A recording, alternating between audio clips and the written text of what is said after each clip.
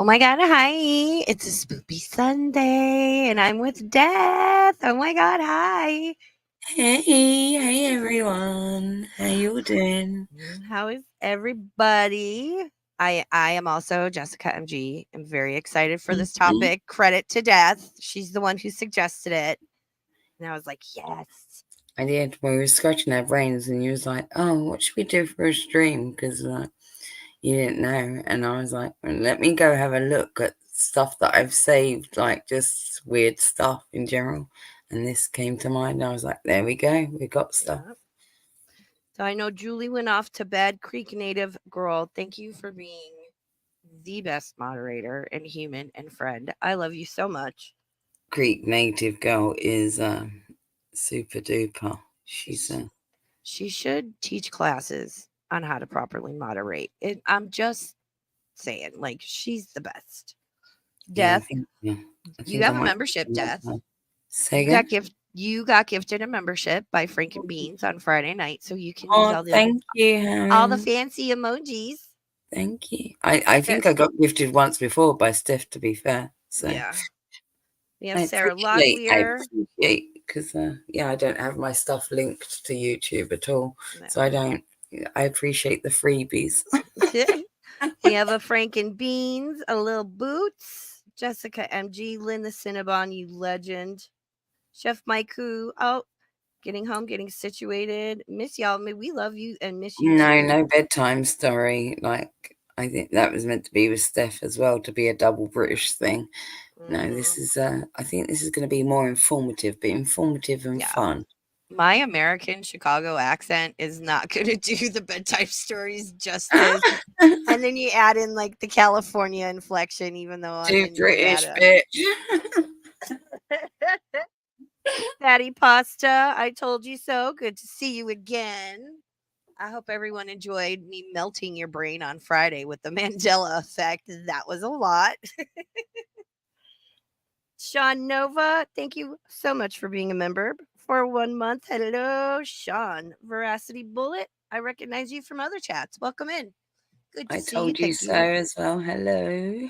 Thanks for being here. No, we're gonna cover I don't know about y'all, but growing up, we'd be on the playground with the little nursery rhymes. And I myself as a child would stop and think, this is kind of messed up. Why are we singing this?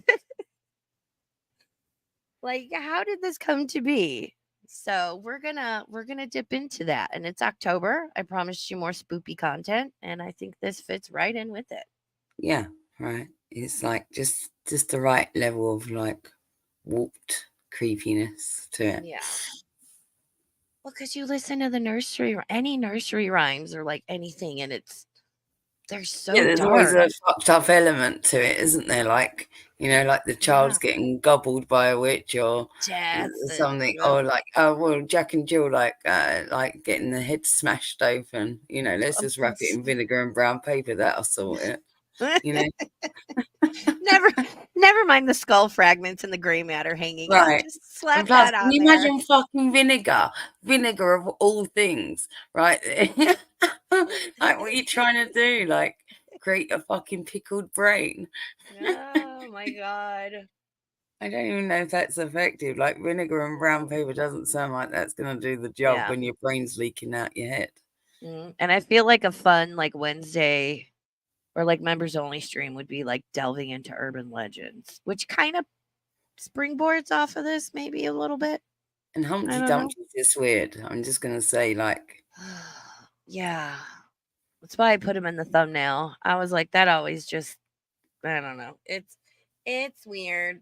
So we have some videos to watch, but I Googled. Nope, that's not the one. I don't want to dox myself. one I thing I always do do that. know is that Ring a Ring of Roses is about the plague, the Black Death, and the Yeah. Ring of Roses is like the little rash that would pop up in a little circle on your body somewhere, and that would be a sign that you got the plague, right? The Ring of Roses, and the Oh. tissue we all fall down is like a symbol, like, yeah, you're dead now, you're fucked. Yeah. Oh, Sean Nova, thank you so much for gifting one Raven Star membership. Chefs, wow. words. That's a lot of sounds.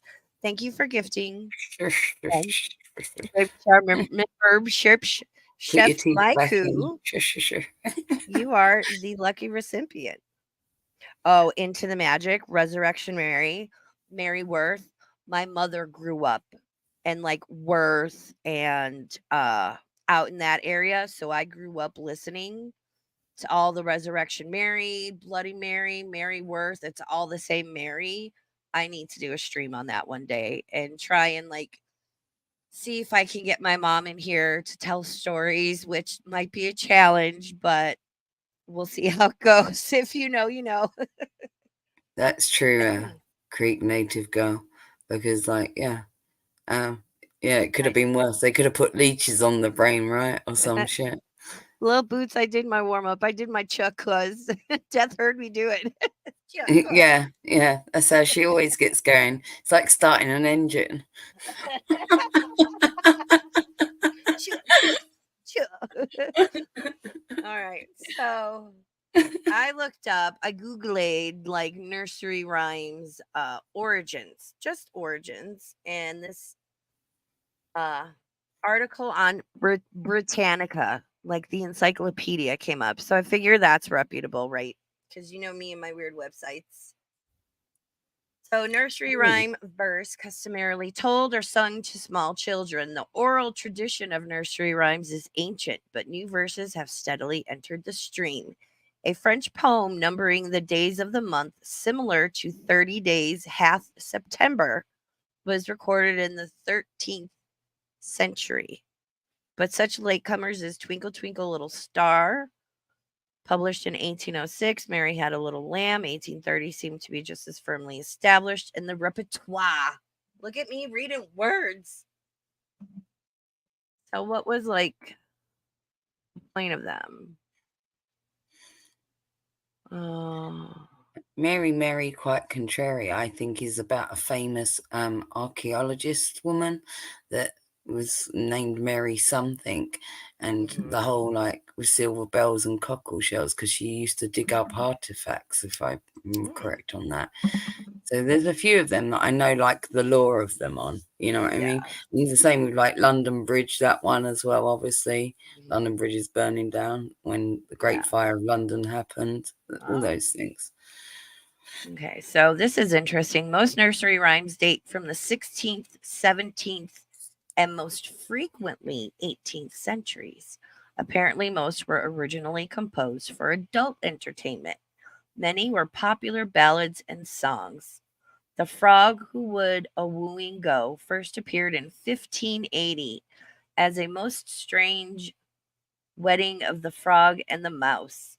Oh, where ish mine little dog gone was a popular song written in 1864 by Philadelphia composer Septimus Winter. These fucking spelling of these words and these names, damn. Oh my god, I'm so American. I apologize. Although many ingenious theories have been advanced attributing hidden significance, especially political allusions to nursery rhymes, there is no reason to suppose they are any more arcane than the popular songs of the day. Some were inspired by personalities of the time, and occasionally these can be identified.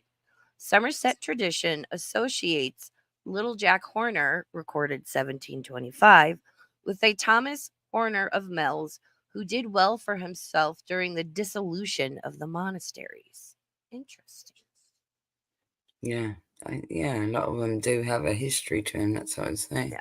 And then it Like goes into fairy they go tales, which back to a are, period of time because you got to remember there was no radio, TVs, way of recording media back then. So to wait a way to do it, and to spread the word would be through things like limericks and nursery rhymes and of little ditties, so to yeah, speak. Do you know what I mean?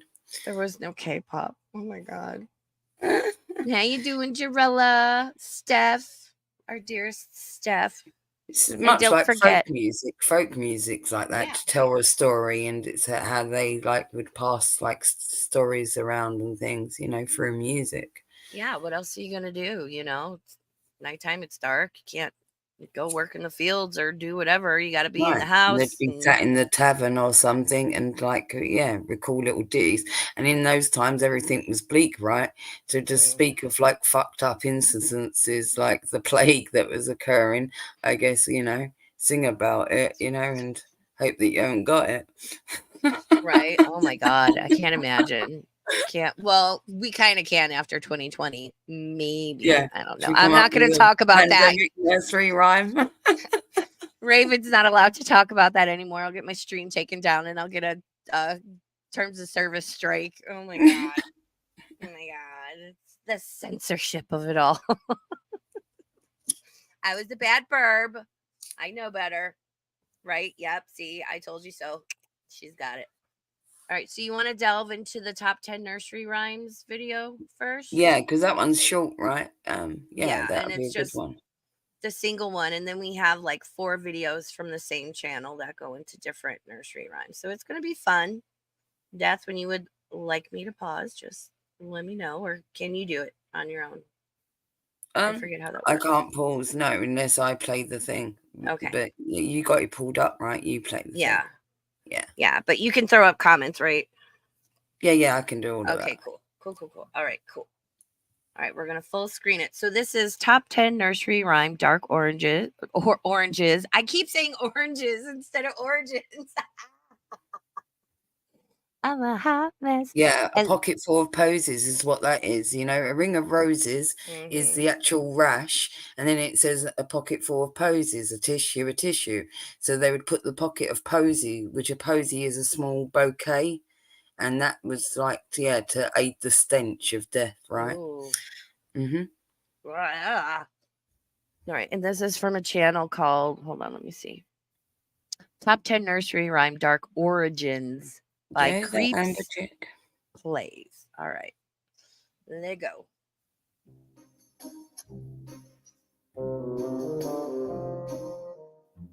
Children often sing the cute nursery rhymes they learn, but nowadays, the true meaning behind them gets lost. Here's my top 10 dark nursery rhymes and what they really mean. Number 10. Humpty Dumpty. Humpty Dumpty sat on a wall, and Humpty Dumpty had a great fall. All the king's horses and all the king's men couldn't but Humpty together again. Nowhere in the rhyme did they say Humpty Dumpty Look, was it's an egg. next. I'm sorry, I had to say it. Come on. I It's had to. creepy. I had to. I know. Oh, look at but yeah, look at his hands. It's yeah, you called it. You called it. Oh my god. Ugh. I'd love to leave it like that, but Hands. digging deeper, it actually Yeah, is they're believed that freaky. Humpty Dumpty was a large But no cannon eyebrows used in the either, look. English Civil No eyebrows. Oh, Lord, hasn't got a big mouth. Right. Oh my god. I will delve into eggs on Wednesday. I couldn't do it today, guys. Don't ever say those words again. Delve into next. No I'm thanks. gonna delve into War.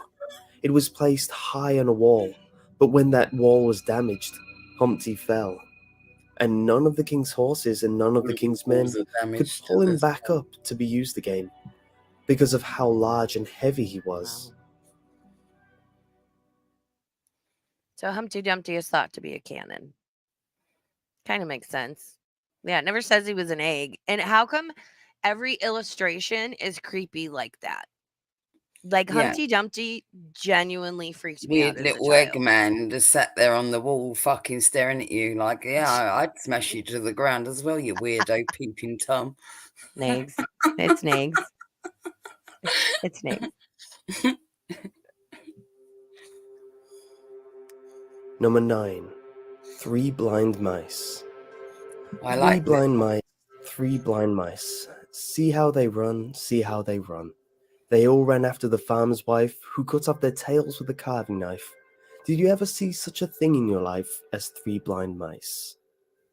The 3 blind mice were actually 3 noblemen in the 1500s, back when there was a queen known as Bloody Mary. Bloody Mary was strictly Catholic and would do everything in her power to execute and punish. She was also one of Henry VIII's She was two his daughters. firstborn. Yeah, With Catherine of she was made Aragon. illegitimate once he disassociated Yep. from the Catholic Church and married Anne Boleyn and had Elizabeth, and she Mhm. was declared to be the rightful heir. And he went on because the first marriage to Catherine of Aragon it was his brother's wife, even though his brother fucking passed away or Yeah. whatnot. He called out that it was an illegitimate marriage, and the fact that she couldn't bore him a son is the main Yep. reason for that. But yeah, If y'all don't know, I have a slight Henry VIII obsession, and Death feeds that, and I love her oh, for I it. do actually. No, I went into this whole thing of like what I grew up on Yeah. all the British history and how I got all my, and yeah, I've put you onto a great big Uh, body of they're work of novels, have I not? yeah. Yep. They are in my Amazon and my Audible playlists. I'm just saying. Anyone who did not convert to Catholicism. These mice were plotting against the Queen, and thus were punished. But they were not dismembered, nor even blinded as the rhyme goes, but they were burnt at the stake for their crimes against the crown. Sounds about right. Yep. They were all burned then. It Number was 8. crazy. Mary, Mary, quite contrary. Mary, Mary, quite contrary, how does your garden grow? With silver bells and cockle shells, and pretty maids all in a row. Again, Queen Bloody Mary Tudor, known for killing and punishing Protestants. In this rhyme, her garden refers to her ever-growing graveyards of Protestant martyrs. The silver bells and cockle shells are instruments of torture she would have used upon them before they would actually be See, I'm killed. not sure if that's correct because I got a different history on that. And he's saying that the cockle shells and the silver bells are significant of the torture items that she would have used, and that doesn't sound correct to me. No, because they're not medieval, like even slang terms for torture items. And I'm pretty sure that I read the history on that once before, and it does pertain to this particular archaeologist, this female archaeologist that's now mentioned in history, but she was overlooked at the time. But it was Yeah. about her, and she would go out onto the coastal lines and dig up, and those silver bells and the cockle shells pertain to actual fossils, actually. So Well, there's a maybe. clash there. There's a definite clash. Yeah. So, like, I I'd like, yeah, I I might have. wonder if the other video we're gonna watch has that history instead of this one. We'll have to see. Interesting. Yeah, that kind of makes more sense. Silver bells were thumbscrews used to crush the victim's thumbs between a hard surface, screwing it down tighter and tighter until it was nothing. The cockle shells were attached to the genitalia. The maids in this rhyme doesn't refer to actual maids, but the guillotine, which was nicknamed the Maiden and shortened to the Maid. Did you know the original guillotine didn't actually work as quickly as the movies make it out, and that it could take up to 11 strikes? Toots asks, didn't Bloody Mary have young maidens that she would drain their blood to use as a facial? That was a different royal. Can't remember her name offhand. That was a different like queen, and I want to say it might have been Spain. That was a different one. Bloody Mary was named Bloody Mary because she killed all the people that weren't Catholic. So, in layman's terms, very simplified. Before the head would actually separate from the body. God. Number 7. Peter, Peter, Pumpkin Eater. Oh. Peter, Peter, Pumpkin Eater had a Could you wife and pause a couldn't minute? keep her. Sorry. Yep. So I just went and looked up, and so I was doing a little bit of background research here to see like if I could verify the history of the Mary quite contrary one. Mhm. And there is several different historical takes on it. There's a one about like Queen Mary that you just stated, the one that I stated, and then there's another one that's a religious connotation to it. So there's 3 different ones, and it's not really verified, although it does pertain here that the Mary Queen of Scots thing was in the 16th century, and this was known just a little before the 18th century. So that one is probably unlikely, the one that he just stated, because of the time frame on it. So it's more likely to either be the one that I said or the religious connotation to it. Yeah. So there you go. I just thought I'd clarify. Nice. We do research on the job here. Right Look at that. on the fly. And freaking see, I know, listen, Hammy always comes through with the info. He says Elizabeth Bathory was the blood bather. Yes. Thank you. Thank you, Hammy. I appreciate you. He always comes through with the info. I'll be like, can you go look this up in the middle of a stream? And he comes back with all this information. Yeah, and like me, it's like I need to Yeah. verify sometimes myself, and yeah, so there's a third theory as well on that Yes. one. So, but I think we can rule out the Queen Mary one just on the fact that it's towards 18th century and not 16th century. Exactly. We learn things here on this channel, all kinds of things. He put her in a pumpkin shell, and there he kept her very well. When you first hear this, you simply think that he just hides his wife in a pumpkin shell. But looking into the words more carefully, Peter's wife was a loose woman. He couldn't keep her. When I was a kid, I always thought it meant like he killed her and stuffed her body in a giant pumpkin, and so like nobody would know, like serial killer vibes. I was like 5. I'm not even aware of this nursery one. This one, it's not Really? known over here. Like, well, it might be for all I know, but not in my era anyway. I don't know this one. Oh, yeah. No, I know this one here. I had this book of nursery rhymes when I was a child, and this one and the old woman that lived in the shoe were like my favorite illustrations. Oh yeah, I like the old woman that lives in the shoe. Yeah. And I used to like I wish I still had it. I used to like 4 and 20 blackbirds baked in a pie as Yep. well. I like that one. So he killed her and placed her into a pumpkin shell. See, I was right. And there he kept her, never to run off again. Ooh, girl. Number 6. Rain, rain, go away. Rain, rain, go away. Come again another day. Little Johnny wants to play. Rain, rain, go to Spain. Never show your face again. Today's version has the ending going, come again another day. But the reason the original has go to Spain, never show your face again, is because the stormy weather helped the English defeat the Spanish Armada.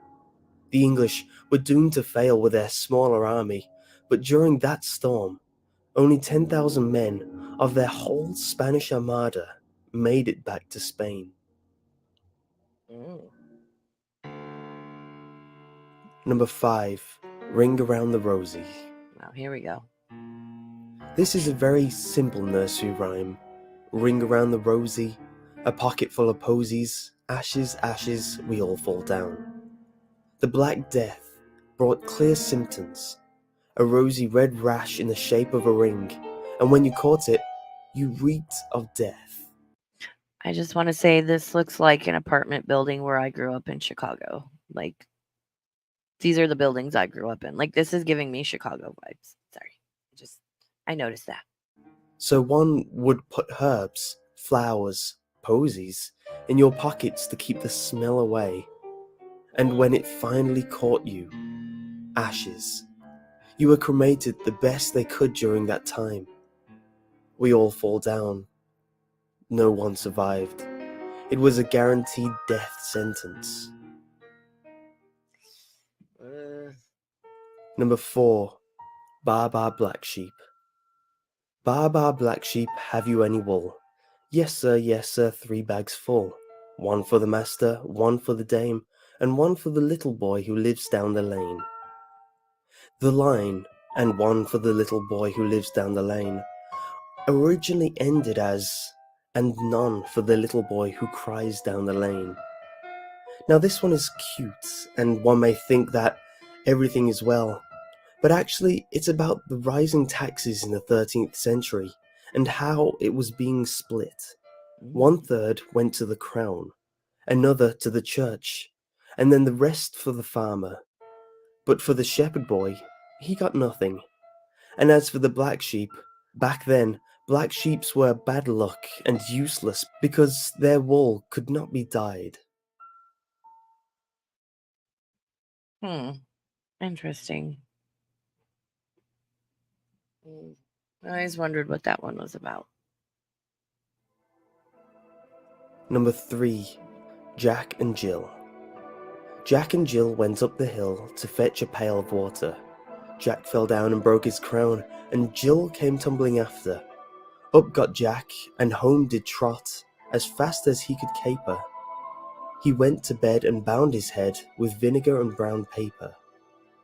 This one has some speculation. It has been connected with the beheadings of King Louis XVI of France, who lost his crown, Jack. And once after, Jill, his queen, Marie Antoinette, came tumbling soon after him, though their ending was changed to please the children and keep such a horrible fate from them. Number 2. Ladybird, ladybird, fly away home. Ladybird, ladybird, fly away home. Your house is on fire and your children are gone. All except for one called Anne, for she has crept under the frying pan. Ladybird, also known as ladybugs, is a Catholic in the 16th century England when it was a Protestant country. Catholics were forced to attend Protestant masses and were not allowed to practice their own faith, or they were charged hefty fines. They would have to meet in secret, often outdoors in fields. This is also where the ladybirds were often found. The fire refers to the priests who were burned at the stakes for not giving up their faith. Jesus, what the? First off, that ladybug is adorable. I love a ladybug moment. Second, what? All of this like killing people and like doing like dark stuff because it's Catholic, no Protestant, Catholic, no Protestant, no Church of England. Like, damn, people were on one. I think Death might have gone to make coffee. That's what I'm guessing. And number 1. Goosey, goosey gander. Oh. Goosey, goosey gander, whither dost thou wander? Upstairs and downstairs, and here in the lady's chamber. There I met an old man, who would say his prayer. I took him by the leg and threw him down the stairs. This refers to the time when Catholic priests would have to stay in hiding. When families would harbour them, they would be taking a huge risk in doing so. If they were caught reciting their prayers in anything but English, which was the Protestant way, they were persecuted. As in Catholicism, prayers are recited in Latin. It's Catholicism, dude, and I just want to take a second to point out Yeah, well, he's English and like the pronunciation's different. You can't spend the entire thing correcting. I know. But I just like this is making me notice like every race, religion, creed, peoples, whatever, everywhere throughout time across the world has been persecuted in some way. And it makes me sad. Well, yeah, because it was declared as heresy. You know, he was a heretic and he was burned if he was still following the Catholic Church. Once, like, they invented the Church of England wasn't a thing until Henry VIII made it a thing. You know what I mean? Steph, I'm happy to go back. Let's finish this out, and then I'll go back to number 1, sweetie. So there you have it. Most nursery rhymes that date far back. Do you mean like the first one or the number 1? No, Humpty Dumpty, she said, which I think was the second one, actually. No, I thought it was the first one. Oh, it was the first one? Oh, yeah, no, I think it was, actually. She's right. You misunderstood it? Is it this one?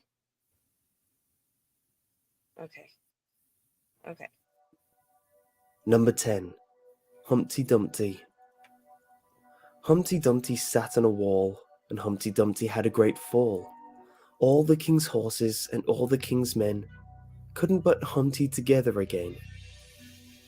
Nowhere in the rhyme did they say Humpty Dumpty was an egg. I would love to leave it like that, but digging deeper, it actually is believed that Humpty Dumpty was a large cannon used in the English Civil War. It was placed high on a wall, but when that wall was damaged, Humpty fell, and none of the king's horses and none of the king's men could pull him back up to be used again, because of how large and heavy he was. Well, and there you go. I wonder if that battle was lost. It doesn't declare that it was, but it kind of makes you think that it was or something, because the fact is that it was enough to make a rhyme out of this thing, that something devastating must have occurred because of the consequence of the cannon falling over. You know what I mean? Yeah. Yeah. God, they're so dark. And kids Yeah, are I just guess it's a British thing, little boots. Like, we like to name things, you know what I mean? And if something does you well, it's like you give it a pet name. It's like people do that with cars over here as well. It's like, yeah. especially an old banger car is more likely to be named than like a good car, if that makes sense. Mhm. Oh, 'Cause it's Jessica the MG says it fell off the wall of St. Mary's Church. Hmm. Yeah. Same veracity bullet. Same. If you missed Friday's stream, watch that. You'll question your entire you should have existence. always been questioning it. I'm just saying. Everybody was so mad at me Friday because of the Mandela effects. They're like, God damn it, Raven. I was like, I told you guys, I'm going to melt your brains.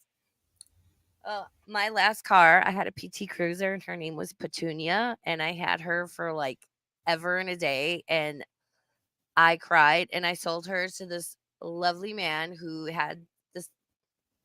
I'll leave that detail out. He was lovely. And he delivered my Chinese food one night and he was like, I had one just like that. And I'm like, I'm selling her. You want her? And I cried when he drove her off because I loved that car, but Did I you also tell loved the him? Did person. you tell him her name? Yes. And does call her Petunia. He moved to Florida during the Great Panini, and yes, he kept her name as Petunia and like got her fixed up, and so like Because you it was know like how my child. I Simonas had a are, they thing. change the name of the pet when they get it. Ugh, no, I loved that car. Yeah, a lot of my life in that. I had a CD player. I had a cassette tape deck in that car. It was so old. I had no aux port, nothing. That car was so old. And I picked up my friend's daughter from school one day and she's like, "What's that?" And I had to explain to her how a cassette tape deck worked. She was horrified. She's like, "It's not instant." I was like, "Nope." And yeah, it was a whole thing. It was great. All right. So now we've got a channel called The Resurrectionists. And again, Death found all this, so shout out Death. There So you we've go. got I we can bring the do Humpty goods. Dumpty, Mary Mary Quite Contrary, Hey Diddle Diddle.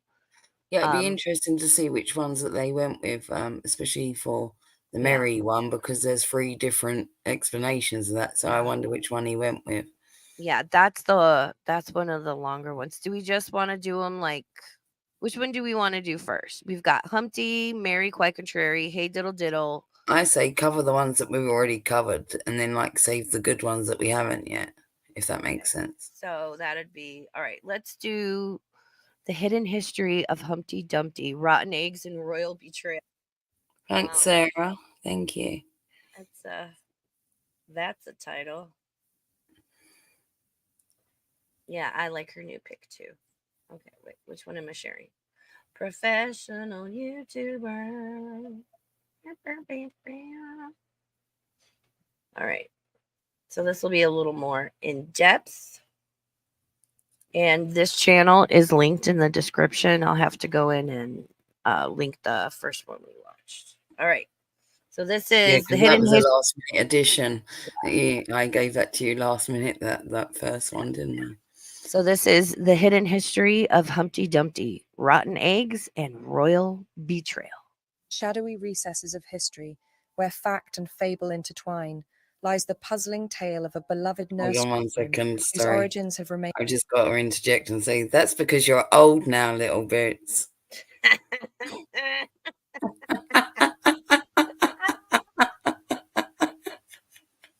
Rave. Listen, my birthday stream is next Sunday. I'm gonna be 45 years old. I am damn proud to be 45. The wisdom, something magical happens when you hit 40. I'll explain it on Sunday. Yes, Ooh, yes. and you guys, guess what? Unfortunately, I ordered a birth chart and we're going to read that on stream. We're going to have a bunch of people up here to watch funny videos, details to follow. It's going to be a good goddamn time. no, little bits. When you start getting the look from the next generation, like, what the fuck are you talking about? You're old. I'm just saying. I'm just going to sit here and laugh in middle age. Remained veiled in mystery for centuries. The Why are they timeless and also whimsical verses of Humpty Dumpty have graced the lips of countless children, invoking laughter and wonder in equal measure. Yet beneath its seemingly innocent facade lies a tale as peculiar as it is surprising, a narrative that ventures into the realms of war, politics, and intrigue. Prepare to embark on a journey through the chronicles of time, where a shattered egg transforms into a mystery that unravels across the ages, leaving us to ponder, was Humpty Dumpty more than just a whimsical children's rhyme? Look at, oh my God, what is That's fucking freaky. Look at that shit. That's not even an egg. That's like a fucking moon in a suit. What the fuck is that shit? fucking nightmare? It's like a Oh my cheese God. wheel. That's like a melted cheese wheel that's fucking put on a tux. Like, It's what's like going one on of those here? big cheese wheels that cook the pasta in table side for you. Oh my God. What is this? When What? the cheese is posh, but it wants to eat you. Little Boots, wait until you start getting called ma'am. Your first ma'am. Yeah, Baby ma'am. bells. Thank There's you, no ma'am. baby about that, Steph. It's fucking evil bells. That's what that is. The baby demonic baby bells. Oh my God, that's It's not horrifying. messing. And It's what like, when's the secrets might its crackers, perplexing bitch? Look at it. I hate it. origins reveal? Welcome back, Darklings, to the Resurrectionists, where we breathe life into history, delve into ghostly realms, and explore everything that goes bump in the night. If you haven't joined our weird and wonderful family yet, hit that subscribe button and ring the notification bell, because trust us, you won't want to miss a single spine-chilling update. At first glance, Humpty Dumpty appears to be a mere ditty intended to tickle the imagination of the young and old alike. The image of a portly, egg-shaped character precariously perched upon a wall evokes playful Like fucking whimsy, clown a Easter charming egg one. scene of nursery rhyme merriment. Yet, as with many tales whispered through the ages, the reality behind the rhyme's origins proves far more complex and intriguing.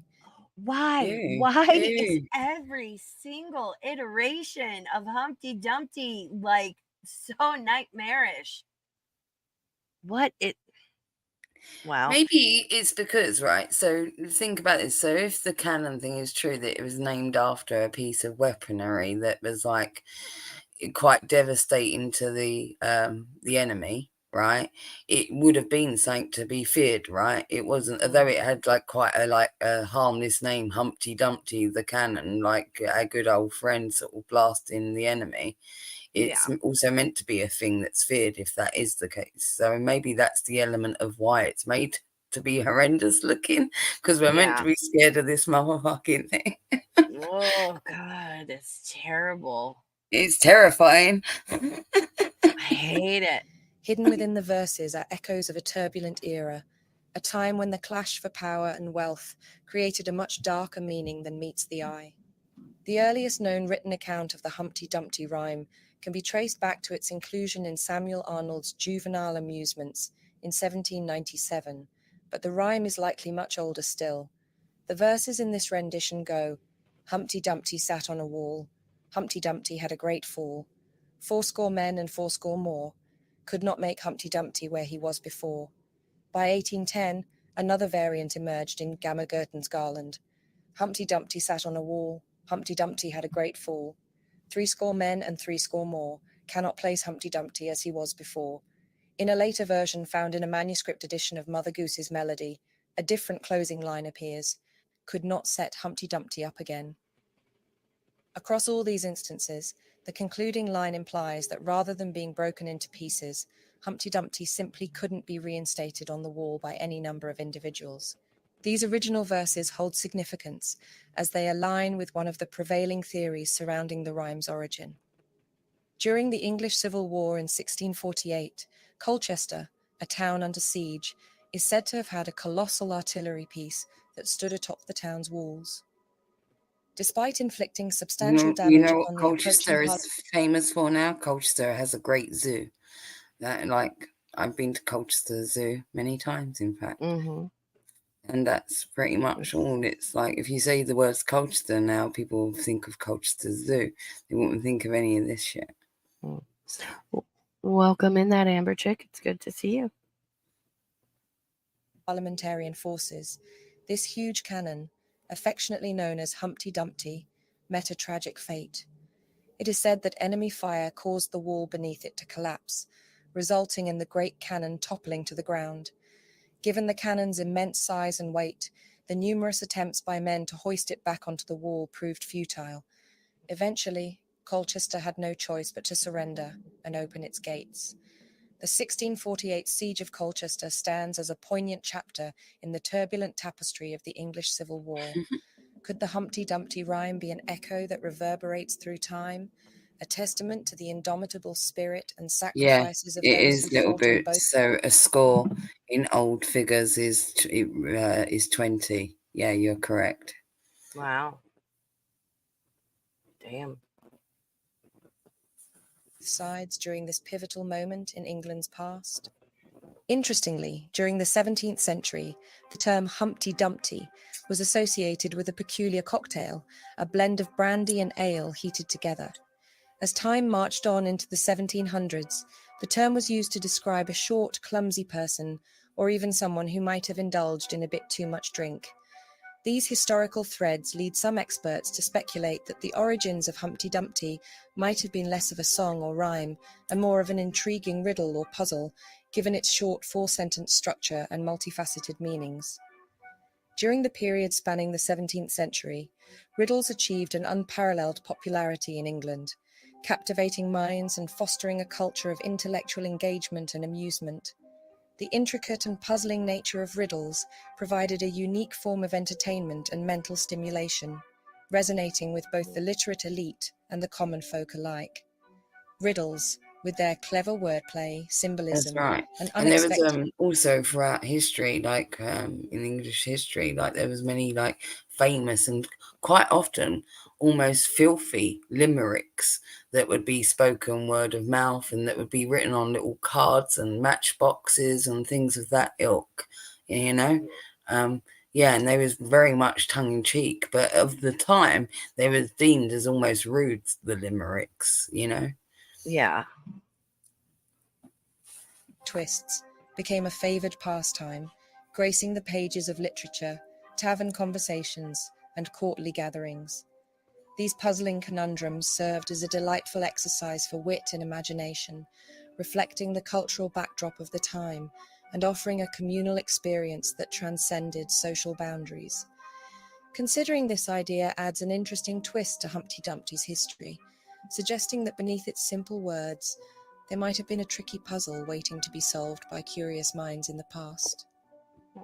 Among these popular interpretations lies a sinister theory, suggesting that the infamous Humpty Dumpty represented none other than King Richard III. Oh my goodness, hold on a Richard III minute. Wait a minute.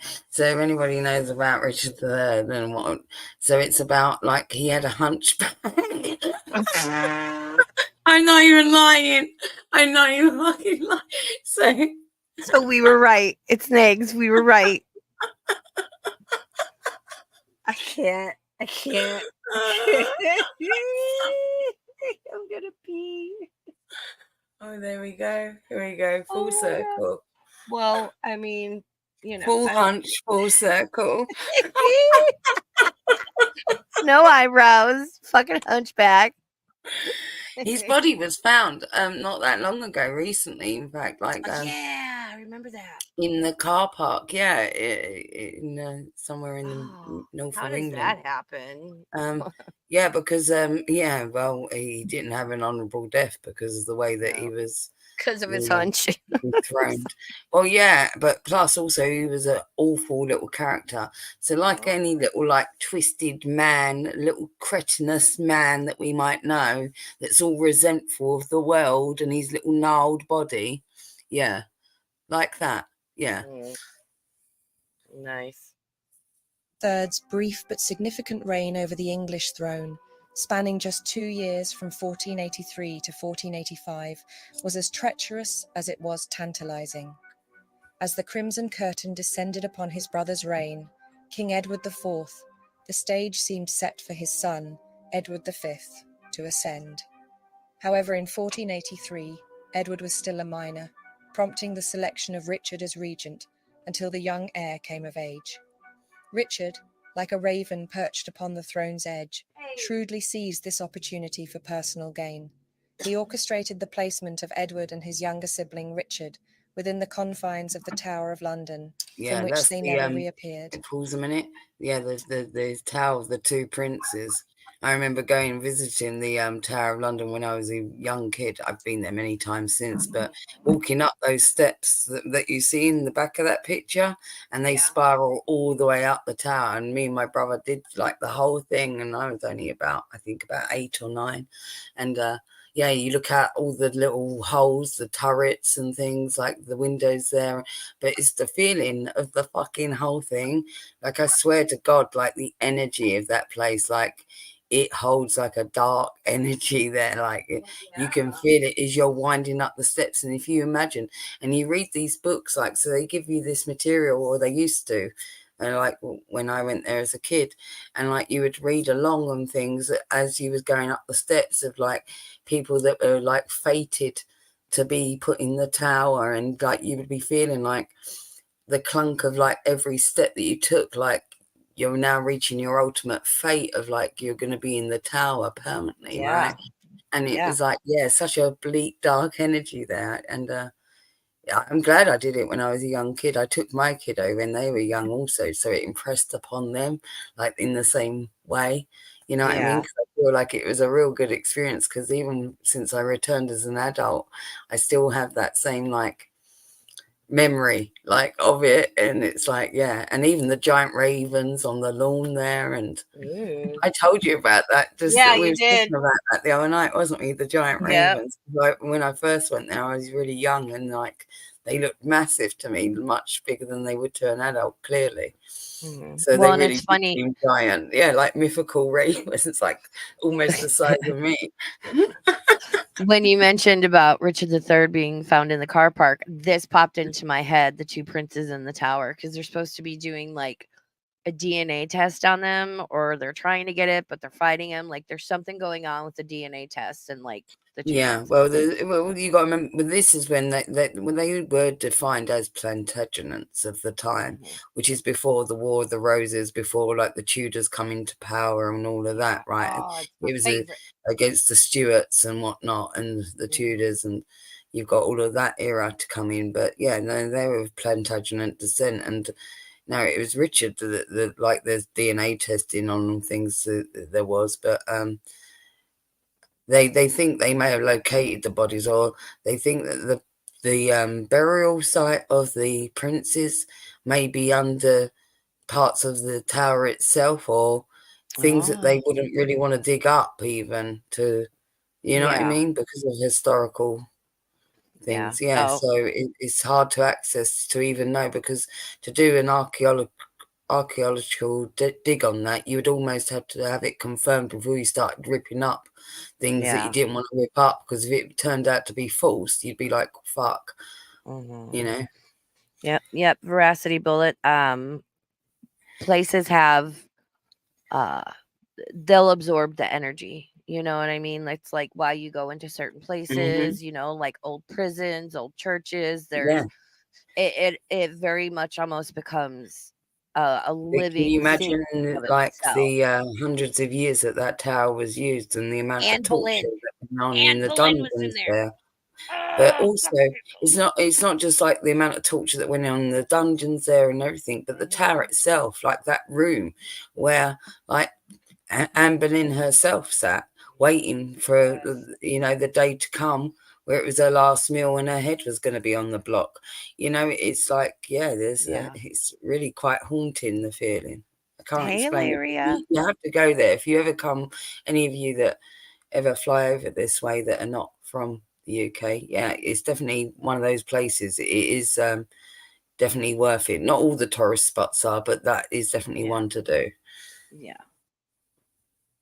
Their voices silenced, their image lost to the winds of time, their fates etched in mystery, for it is not known exactly what became of the two young princes.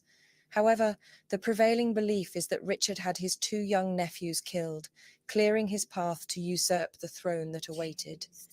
The name Humpty Dumpty could be a cruel nickname referencing the king's appearance. Tudor historians at the time mocked the king as being deformed or having a humped back. Shakespeare perpetuated this idea, famously describing him as a poisonous bump-backed toad in his historical play, which was first performed in the early 1600s. However, in August 2012, an archaeological dig under a car park in Leicester unearthed a skeleton with battle wounds and a curved spine.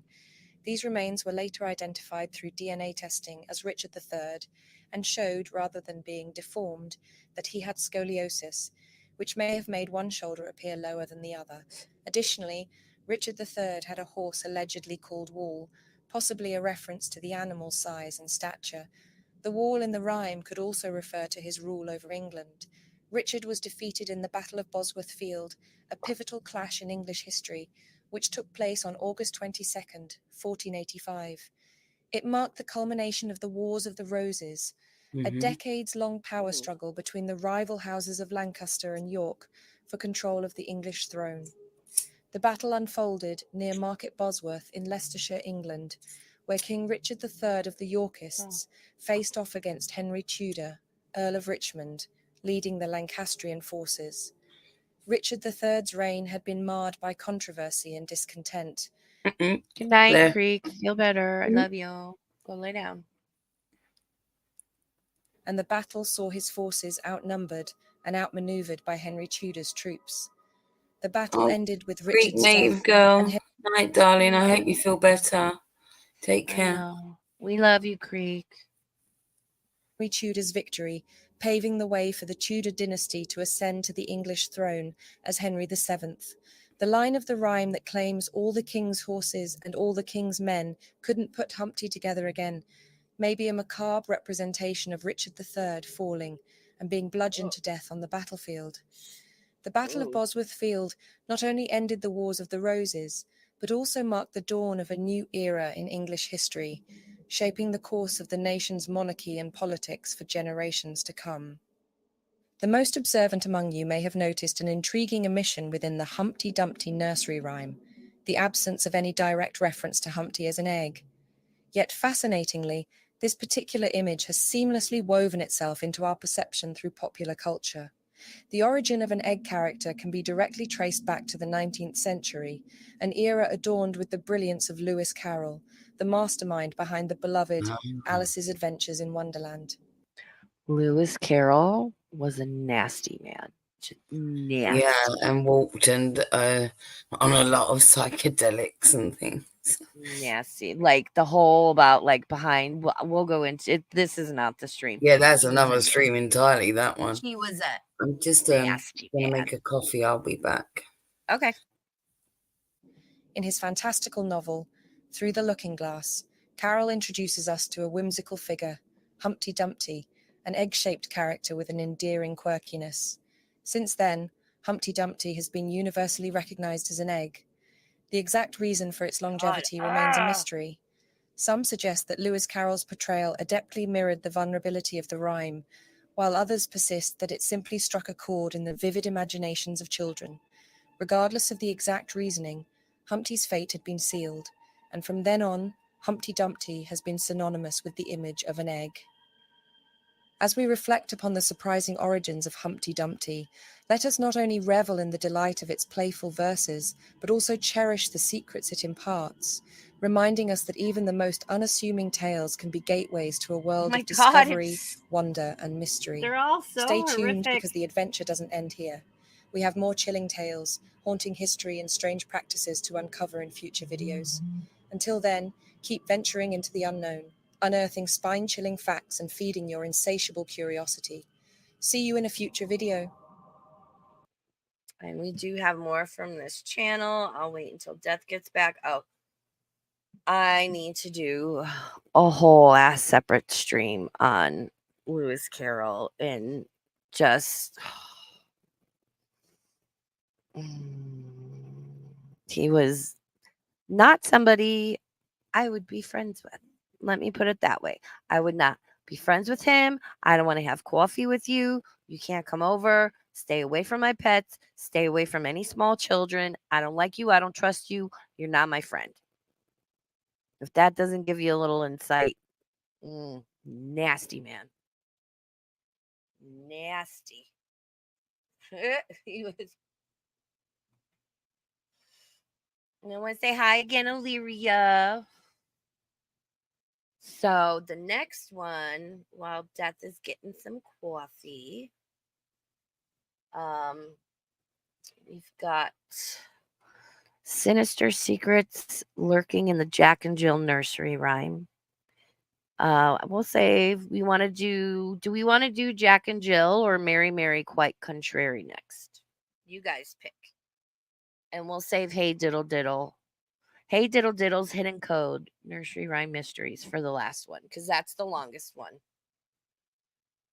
So, kind of a, as per usual, kind of a nice, chill, spoopy stream. There will be a members only stream on Thursday. I have a couple of topics in mind, but if you're in my Discord, go into Raven's Squawk Box and at me, and let me know, like, what do you guys want to see for a member stream? And I'm gonna make it all like baby birds through conspiracy birds. It'll be every level because we're getting closer to Halloween. And then Friday, we're going to do Friday the 13th, the origins of that, the superstition, and history of the number 13 and why people associate it with bad luck and all of the roots there. That's going to be interesting. And then when Creek and I feel up to it, we're going to start researching the Wendigo to do. We'll be streaming on Halloween. It's gonna be a lot of fun. Lots of fun, spoopy stuff coming up this month, and I'll do my best to keep up with Nags. I can't with him sometimes. Like, I need a break. I think we all need a break. It's all that stuff is like fun, but sometimes it's good for you to walk away from it.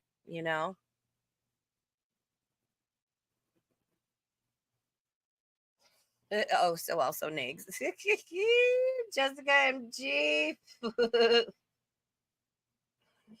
Oh my God. Yeah, he was just like, I watched this I forget if it was like a documentary on History Channel. It was probably a video on YouTube, just all about like Lewis Carroll and his life, him writing Alice in Wonderland and who it's thought to be based on and the nature of their relationship, which I will say for YouTube purposes, it was very inappropriate.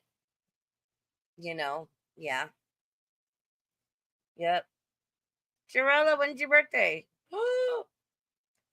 Jarella, is your birthday Friday the 13th? You better make it to stream. It can be a Friday the 13th / happy birthday Jarella stream. We can celebrate.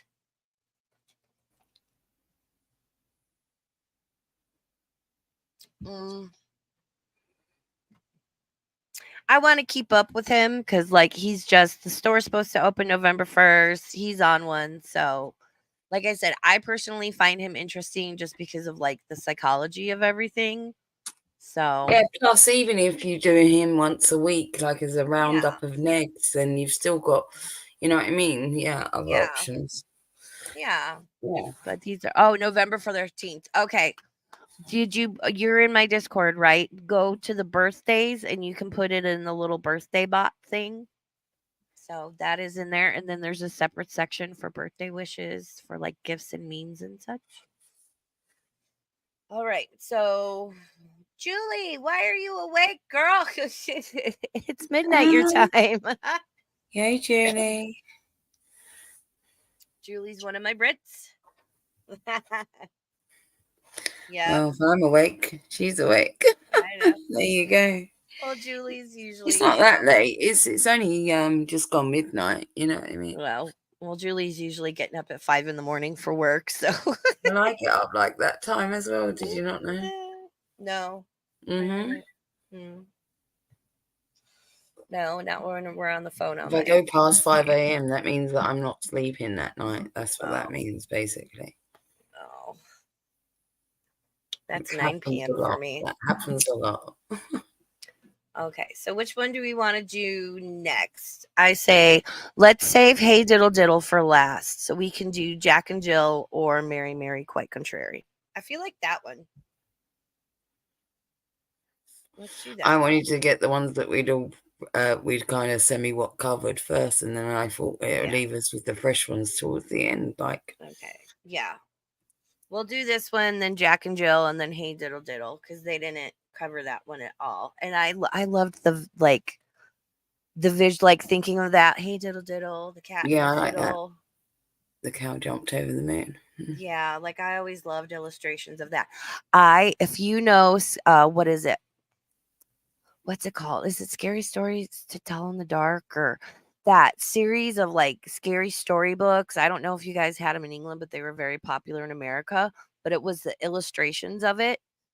I got like the original. I've got copies of those books with the original illustrations because they were deemed too scary a couple of years ago, and so they changed all of the original illustrations, which were Funny enough, you know what I do have? not Somewhere? appropriate for I children. have huge, like one of those big compilation, huge books of nursery rhymes from when my kiddo was younger.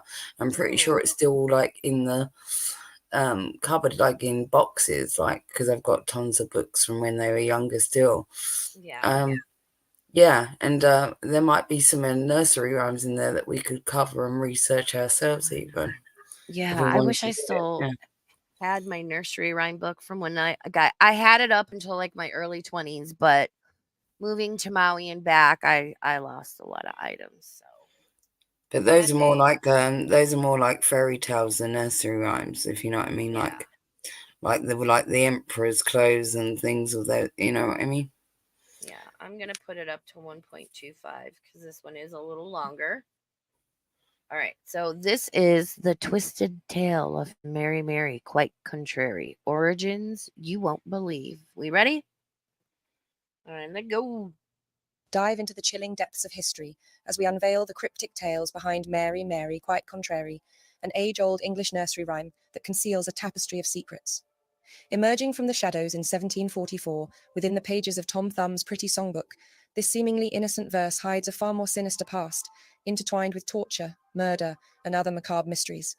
Prepare to be captivated as we peel back the layers of time to expose the spine-tingling origins of this baffling rhyme, where darkness and intrigue converge in a dance of whispers and blood-curdling secrets. Welcome back, Darklings, to the Resurrectionists, where we breathe life into history, delve into ghostly realms, and explore everything that goes bump in the night. If you haven't joined our weird and wonderful family yet, hit that subscribe button and ring the notification bell, because trust us, you won't want to miss a single spine-chilling update. Nursery rhymes harbour more than meets the eye. Far from child's play, many originated during eras when literacy was rare, serving as a covert means to chronicle significant political events and scandalous intrigues. Mary Quite Contrary is no exception. Yet, amid diverse theories, the identity of the enigmatic Mary remains a puzzle. One prevailing notion is tied to Mary Queen of Scots, tracing the origins of the rhyme back to her tale. Mary's reign over Scotland spanned from 1542 to 1567, a period marked by her distinct position as a Catholic queen in a predominantly Protestant nation. Within the lines of a seemingly innocent nursery rhyme, hidden layers of symbolism start to emerge. The phrase, "How does your garden grow?" has been interpreted as a nod to the lush Scottish landscapes under her rule. The term silver bells finds resonance in Catholic cathedral chimes, while cockleshells potentially mocks the decorations on a dress gifted to her by the French king, her ornate Catholic attire becoming a target. The clothes. I'm sorry. The clothes. The material. Like, I'm not much of a girly girl. Like, I haven't worn a dress in Fuck probably. that shit. There's no way you could get me in that shit. I don't even like Oh, dresses, right? I Particularly. know, but Fuck it's so corsets and pretty. wires and not breathing and no. Fuck that. And Oh then no. like you got the factor of like not being able to bathe and just like, oh, douse yourselves in lotions and get boils and infections and fuck no thanks. I'm good. Target for Protestant disdain. The line, "Pretty maids all in a row," may subtly reference her loyal ladies in waiting, a quartet that accompanied her through the French court and upon her return to Scotland. However, an early version of the rhyme concludes with a different last line which reads, "Sing cuckolds all a row," which presents a darker and more mysterious tone into the narrative. The term cuckold carries derogatory implications, insinuating a husband with an adulterous wife, or unknowingly. Ma'am. Ah, you've been cucked. You've been Ma'am. cucked. Mary Excuse says you've moi. been cucked. I'm sorry. Sing, ma'am. Where's Little Cuckolds all a Boots? row, Is she still which in the presents a chat? darker. Little Boots, I find that Yeah. shit funny. I know she will. Oh, She knows wow. why as well. And more mysterious tone into the narrative. The term cuckold carries derogatory implications, insinuating a husband with an adulterous wife, or unknowingly raising children who aren't his own. Hold This on. line casts a Little Boots, provocative did shadow. you hear that? That Mary, Mary, quite contrary is about being a cuck. Ma'am. That is not what I was expecting. Left field. Hello. Oh my god. Well, shit, I'm awake now. Fuck. Oh my god. Can we Fucking change hump. it to Little Boots to get the reference? Can we change it to hairy, hairy, quite contrary? And the cup thing. You get the reference. Yep. Mm. Upon Mary's romantic chronicles, potentially referencing her reputation as a hot-blooded enchantress. In the grand courts of France, Mary's life seemed destined for fairy tale bliss as she married Francis II, the King of France. Yet fate had other plans, and their union was cut short when Francis died just 2 years later, plunging her into a whirlwind of uncertainty. Returning to her native Scotland, Mary's life took an unexpected turn as she crossed paths with the charismatic and fiery Lord Darnley, Henry Stuart. Their union ignited like a tempestuous blaze, fueled by a potent mix of passion and power. But the flames that burned between them cast doubtful shadows, revealing a stormy relationship fraught with struggles for dominance. While Mary was open to co-ruling Scotland alongside her husband, Darnley harboured grandiose aspirations, expecting Mary to relinquish her sovereign authority to him and act as his subordinate. He Within looks a months, little bit fiery affections like would in the unite. loafers, doesn't he now? I mean, He looked like if anyone could be cucked, I mean, look. oh my god. I don't know. I always question how accurate the portraits are because the artists took a lot of liberty to, Just need to put like a little goatee on it and be like, checker.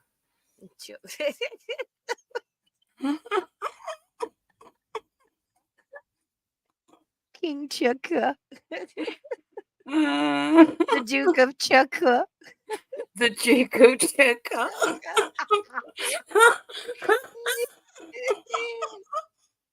I'm gonna hit play. Oh my god. United them turned into seething resentment.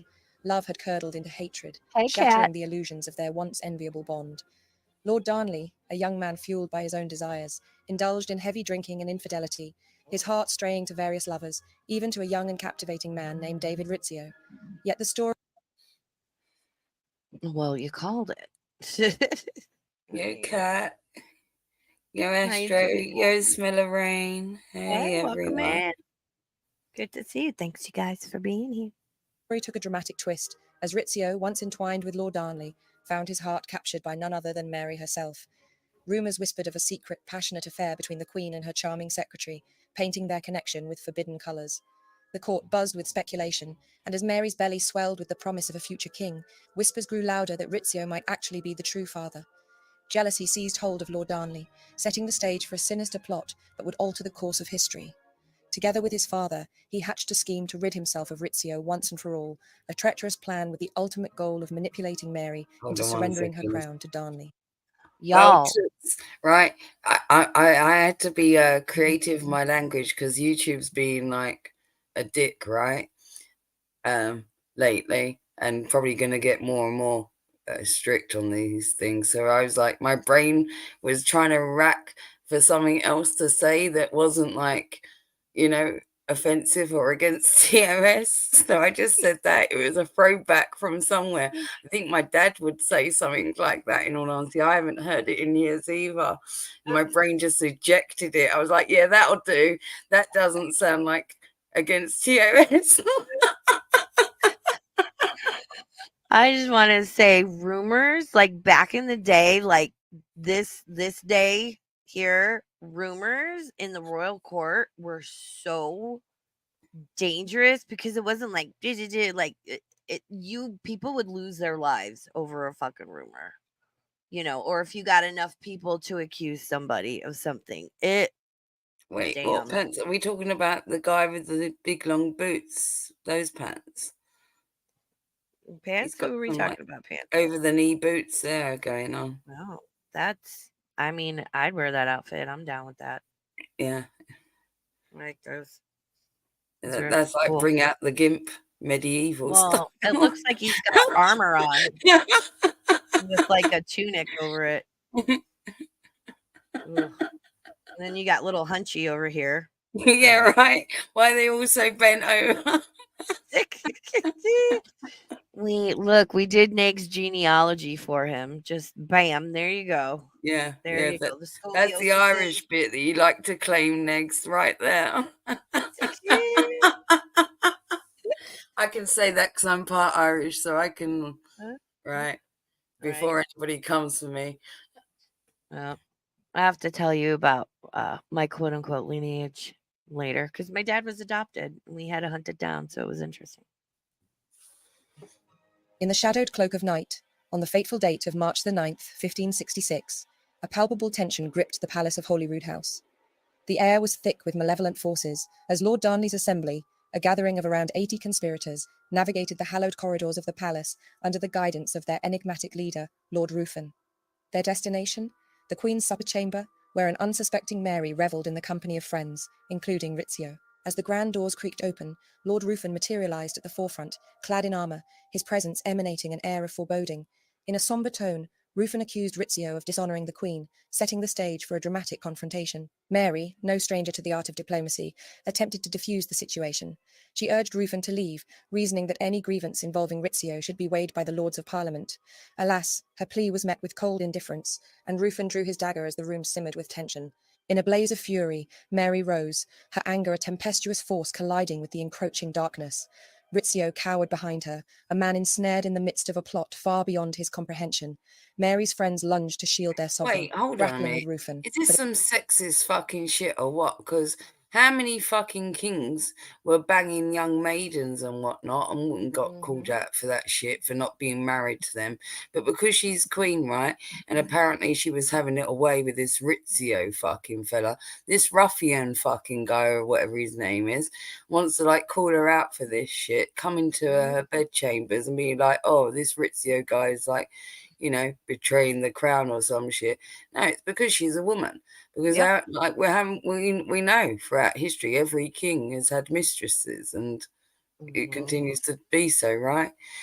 I mean, like, look, even the latest king of this country married his mistress, so that's how much we know. It still goes on, but no, because she was a woman, right? Encroachment of the crown. Fuck yourselves. Exactly. And I'm just thinking how fucking stressed out I'd be all the time. That at any moment, somebody's trying to poison you, kill you, people are talking shit, and like you got 80 people busting into your supper chamber I would be so stressed out. I'd be like, no thanks. He I dishonored join her. a nunnery. He dishonored her with his Rizzio cock. I think that's how. That's why I'm saying it's some sexist shit. Because if it was some king banging the fucking maiden in the bed chamber, do you think anybody would have burst in on him? No, they Mm. fucking wouldn't have. No, look, King Henry VIII had a illegitimate son with Lady Blount, and he accepted him like as his own, and he until the kid died, he was like in line for the throne because it was his only living son at that time. But that was fine. That's fine. And the fact that the Queen was protesting like Rizzio's innocence to like, oh no, it's all calling the gang kind of fucking thing, leave him be, tells you that she was banging him as well. Do you know what I mean? Because he wasn't actually doing anything wrong to her. She wanted it. So therefore step off. But like, yeah, this motherfucker wants to call her out because he's got like, you know, ulterior motives and because she's a female. Disgusting. This is some fucking, this is a sexist nursery rhyme we're covering here. In a torrent of terror and confusion, Rizzio was wrestled into the adjoining room. Mary could only watch on in horror, the cold metal of a pistol pressed against her, a reminder of her vulnerability and powerlessness. In the adjoining chamber, a grim scene of vengeance and savagery unfolded. Rizzio, ensnared within the clutches of his assailants, was subjected to a cruel and relentless attack. Amid his chilling cries, an orchestra of blades pierced Rizzio's flesh an unfathomable 56 times. The scene unfolded like a nightmarish symphony, a tableau of horror that left no room for respite. And in the chilling crescendo, Lord Darnley's dagger, wielded by an assassin, delivered the final, damning blow. The lifeless vessel of the once vibrant Rizzio was unceremoniously stripped of his fine clothes and hurled down the palace stairs, a chilling testament to the depths to which human greed and treachery could plummet. Surprisingly, this chilling drama doesn't reach its conclusion here. Merely a year later, Lord Darnley met a mysterious and suspicious demise that continues to puzzle historians even today. In the cold early hours of February 10th, 1567, a chilling plot unfolded on the cobblestone streets of Edinburgh. The ominous shadow of the old provost's house of Kirkhofield, nestled in the heart of the Royal Mile, concealed a tale of intrigue, betrayal, and unspeakable horror. Lord Darnley had sought refuge within the walls of Kirkhofield, weakened by illness. Unbeknownst to him, this sanctuary was gradually being transformed into a death trap. You there? Huh, yeah. Yeah. Yeah, obviously it was all sexist back then, like throughout history, we know that. But what I mean is, like, even back then, so let's think the only position that a woman back then could have toppled any fucking man in the world, like, would have been Queen of England, right? And that's when there was a fucking empire, even, right? And that wasn't good enough. Even being the best female in the empire, right, of the time, you were still treated in a sexist manner. Do you see what I mean? Because it wouldn't have happened to a king. Yeah. So even that position, like, you're not a lowly status of a woman, like just in day-to-day life, which we know that, yeah, it was heavily fucking sexist, but being the ultimate power position still, because you're a woman, it was still treated less than. Do you see what I mean? And that is how could that occur, you'd think? Because there's no more powerful position, right? Hey, Ozzo, welcome in. An unseen enemy, lurking in the shadows, was orchestrating a malevolent scheme. As the clock struck 2 a.m., the silence of the night was pierced by an earth-shattering explosion that rippled through the very fabric of Edinburgh. Kirkhofield erupted into a fiery inferno, its walls crumbling into dust. Amid the chaos and debris, the lifeless form of Lord Darnley was discovered in a neighbouring garden. His body Oh my God, turned into his loyal groom. Look, I'm telling you, no, wait, go back a second, because seriously, put a little mouth merkin on it. Which one? This one? Yeah, like now envisage like a little mouth merkin on that face.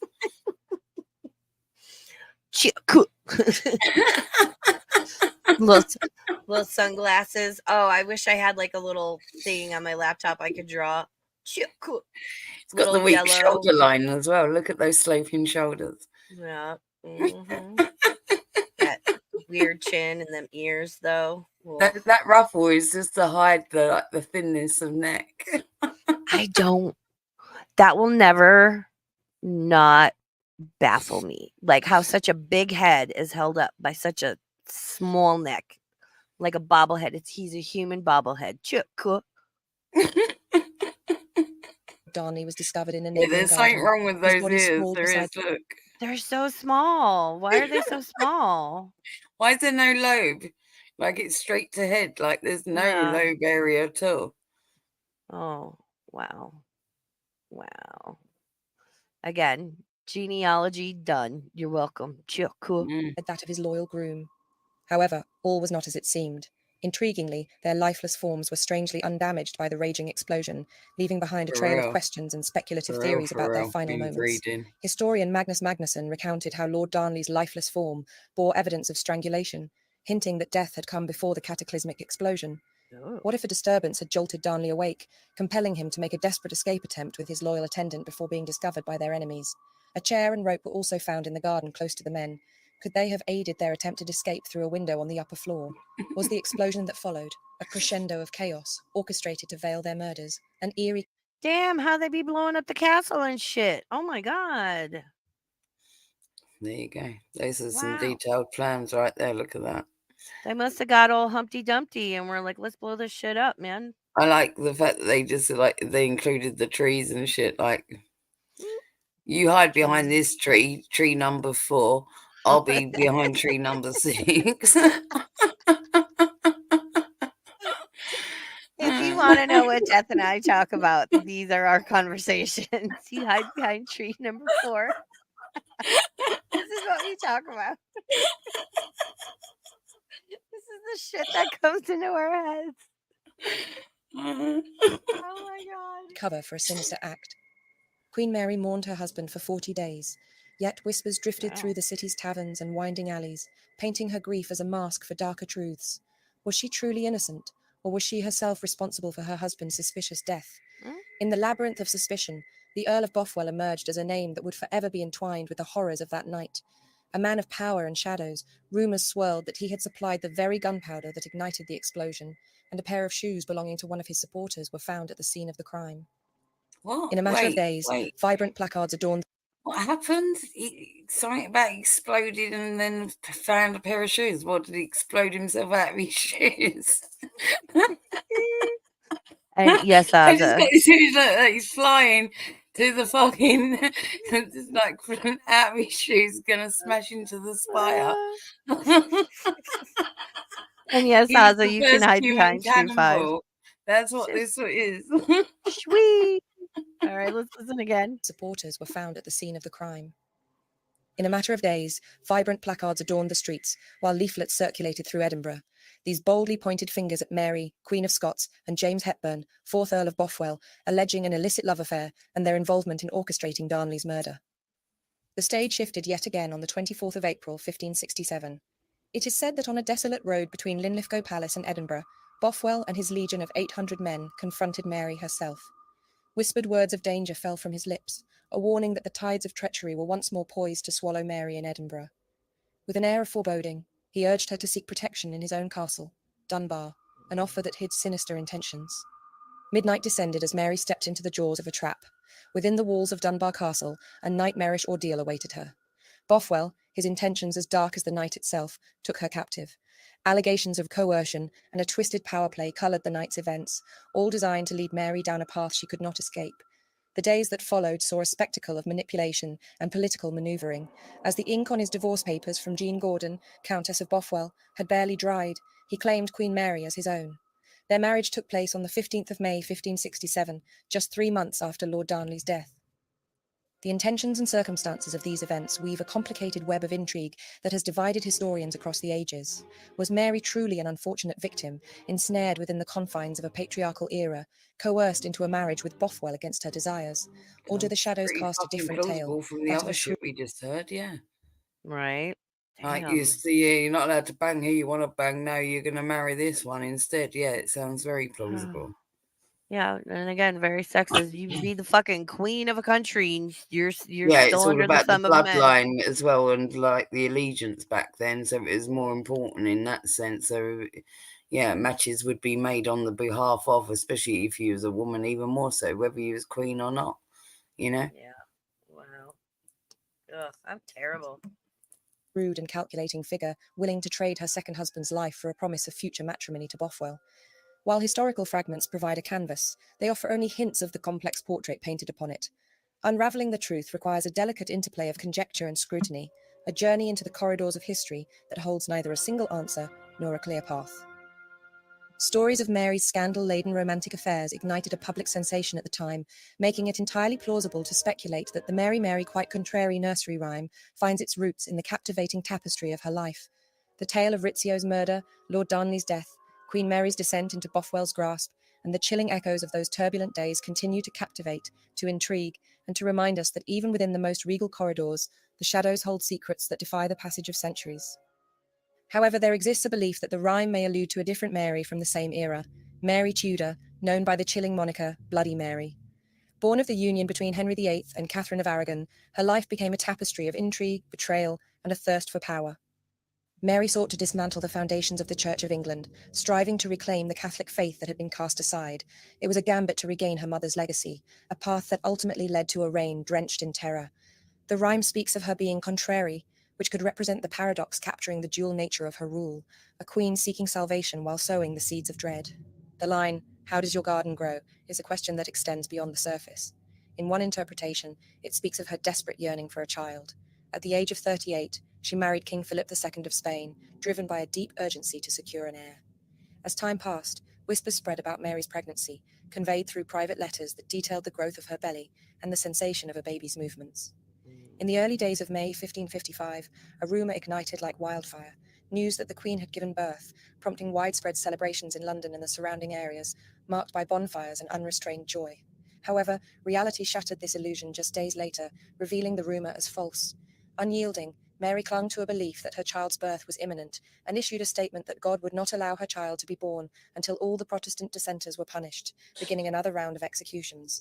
Yet despite the fervour, the cries, and the whispers, the promised heir never came.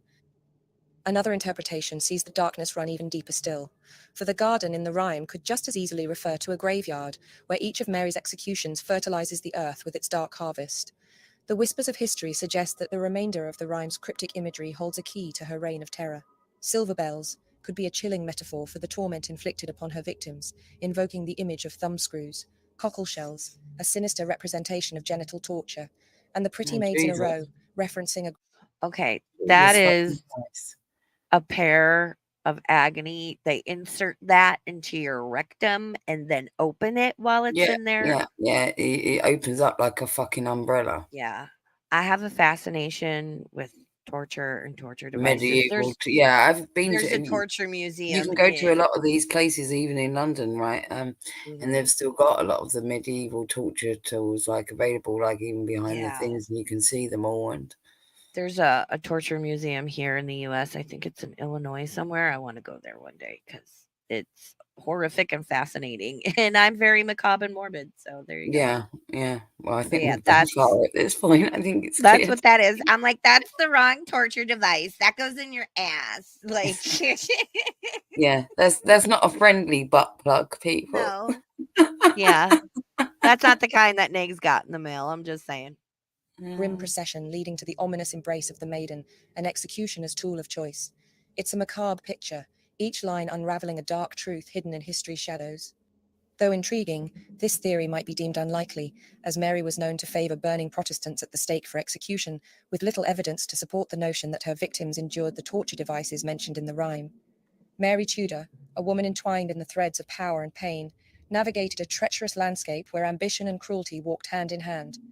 The rhyme's layers of meaning reflect the complexity of her legacy, a queen of paradoxes, a ruler of shadows, and a figure whose name has become synonymous with a reign of terror, forever etching her place in the history books. Which of these theories do you find most convincing? Or perhaps you have your own ideas? We're eager to hear from you, so leave us a comment. If you enjoyed this glimpse into the origins of Mary Quite Contrary, hit that like button, and please don't hesitate to share which nursery rhyme you'd like us to explore next. Stay tuned because the adventure doesn't end here. Well, shit, which one do you think is...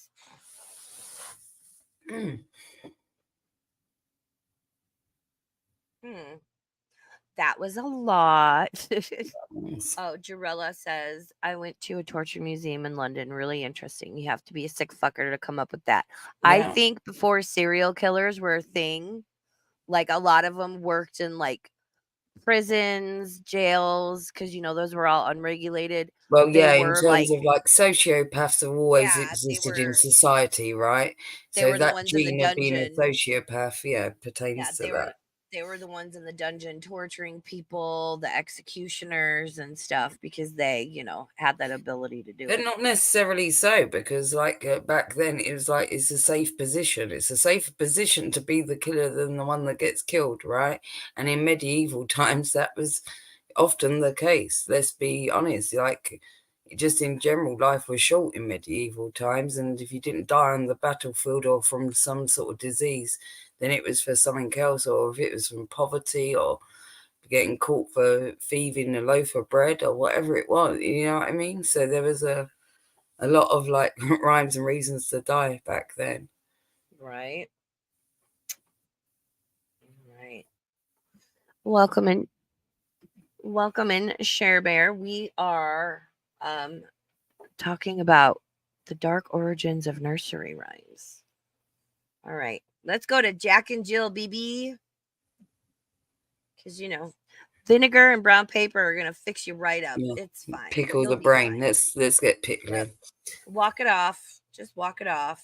Never mind the skull fragments and gray matter. It's fine. Just shove it back in there. Oh, I hear Winston barking. Little man. All right. Yeah, I'm really interested in this one. Okay, let's full screen it. Let's do, 1.25. Okay. I'm very excited for this one because this one has always kind of freaked me out. Like, it just never made sense. And I would be like a little kid. Like, there's this big hill in Montrose Park along the lakefront, Chicago. Shifty. Hello, darling. Hey, Shift. What up, girl? And I would run down this hill and think of Jack and Jill. And it would scare me that I would trip and fall and end up like Jack and like break my neck or my head. So I didn't do that. And it I was always like was big like hill. the bit that I said already. I was always like freaked out by the fact of wrapping like just a piece of paper soaked in vinegar around your fucking cracked skull. I was like, surely that's not going to do the trick, and it's going to sting. You know what I mean? I knew it already. I was like, that's not going to solve the issue. Right. When I was young. Hey, Riri and B. Walsh. Welcome in, you guys. Abby, hey, darling. Yay, Riri. Yay. Everyone's coming In the shadow. Everyone get snuggle into the bird's nest. Steph has emotional support tacos in the tent. Please see her for snacks. Depths of history lies Jack and Jill, a captivating children's tale that continues to weave its magic across generations. You might think you know the innocent nursery rhyme, but what lies beneath the surface will leave you utterly astounded. Oh, God. Jill went up the hill. Oh, fucking hell. Oh, yeah, let's read it out like that. What the fuck? No. This is some demonic shit. Got 100 trot as fast as he could caper. He went to bed to mend his head with vinegar and brown paper. Welcome back, Darklings, to the Resurrectionists, where we Why breathe did life they into do it history. like that, delve into Raven? I don't Why? It's like that weird voice effect they use, like in the fucking Poltergeist. Mommy, when like Right, Carol as Ann's well, stuck in the I was TV. immediately like, I hate it. Mommy? I hate it. Why are they doing this? Like, I talked through it. Oh. So it didn't permeate my brain or something. Oh, no. Oh, no. ghostly realms and explore everything that goes bump in the night. Great, thanks. The exact date of the original writing of Jack and Jill remains uncertain. First published in the bustling streets of London around 1765, this cherished story may hold even older secrets. I would like to know all this dark twisted shit is coming out of your people. Look, Talk we about didn't the have, fucking I English. told you, look throughout the bleak, dark history, right, of our little fucking grimy island. And this is before we had music and like fun times and pop. Not the right? grimy. Oh no. You gonna get grimy? You gonna get grimy, Dev? Oh my This God. is like, that they didn't even have fucking clean drinking water. All the children were on gin, for God's sakes. You think about that for a minute. The baby's colicky. Give him a bit of whiskey and morphine. He'll That's be why fine. the children sound like that. They've all been at the gin.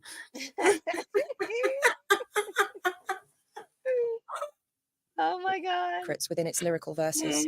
Linguistic clues like the Old English rhyme of water with after offer hints that this tale may have its roots in a much older time. But just where are those roots? Hidden within the verses of Jack and Jill lies a tantalizing mystery that beckons us to delve deeper. A tale of star-crossed lovers, shrouded in tragedy, whispered through the ages, leads us to a quiet, slumbering village, a place where time seems to have stood still. Could the key to unraveling the true origin of this seemingly simple rhyme be within these weathered stones? Deep in the heart of the English countryside lies an unassuming hill with an extraordinary secret, Jack and Jill Hill in Kilmersdon, Somerset. Generations have whispered rumours of a mysterious event that unfolded there, leaving many to believe this was the real chilling inspiration behind the beloved nursery rhyme. Local folklore tells the story of a once vibrant young couple, their hearts brimming with hope, for they carried the joy of an imminent arrival, their first baby. Yet amid the tranquil charm of the village, darkness Oh, this shrouded is their going to get destiny. dark, real One fateful fucking day, twisted destiny's dark. cruel Oh, I don't like where this is going. Okay. Oh no. hand intervened, and tragedy struck as Jack ventured out to fetch water from the well. In a harrowing twist of fate, a rockfall accident befell him on the hill, and he later died from his injuries.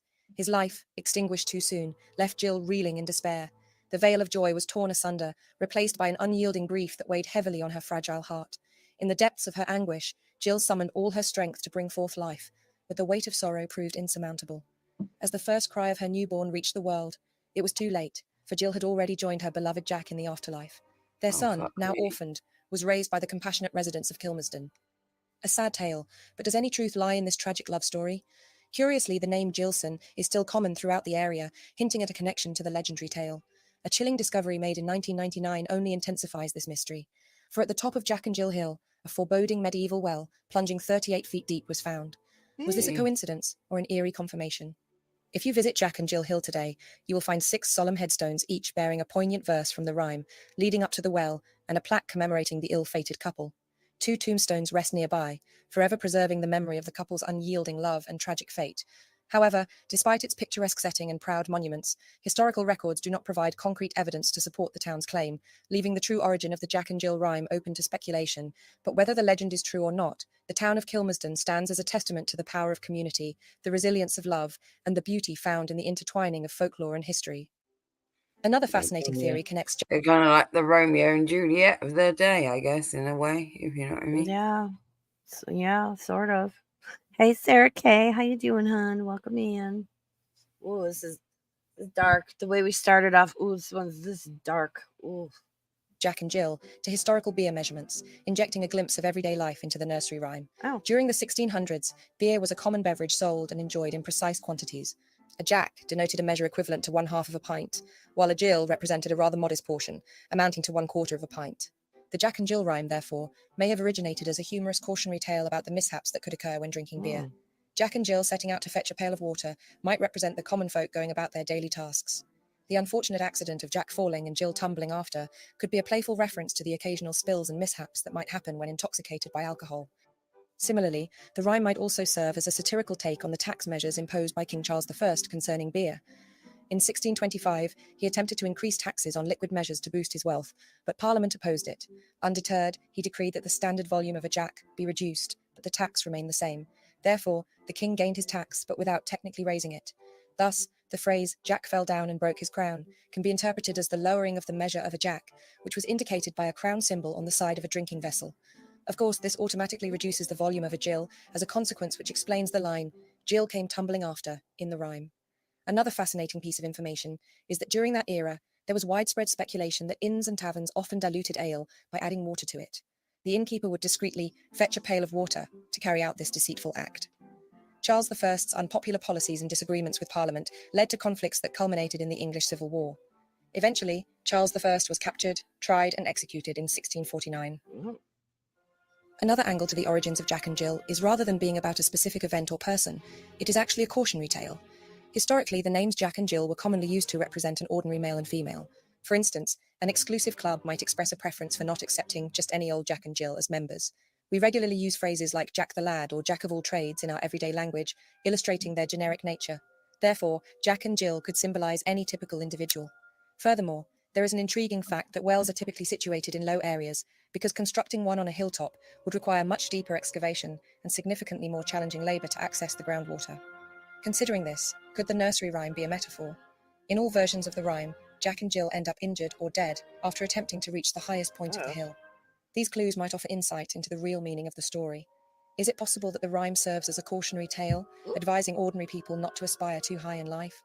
Perhaps it suggests that instead of constantly striving for more, we should find contentment with our current circumstances. Here's another intriguing historical fact. Were you aware that the vinegar and brown paper compress that Jack used after his fall was a popular home remedy for treating bruises?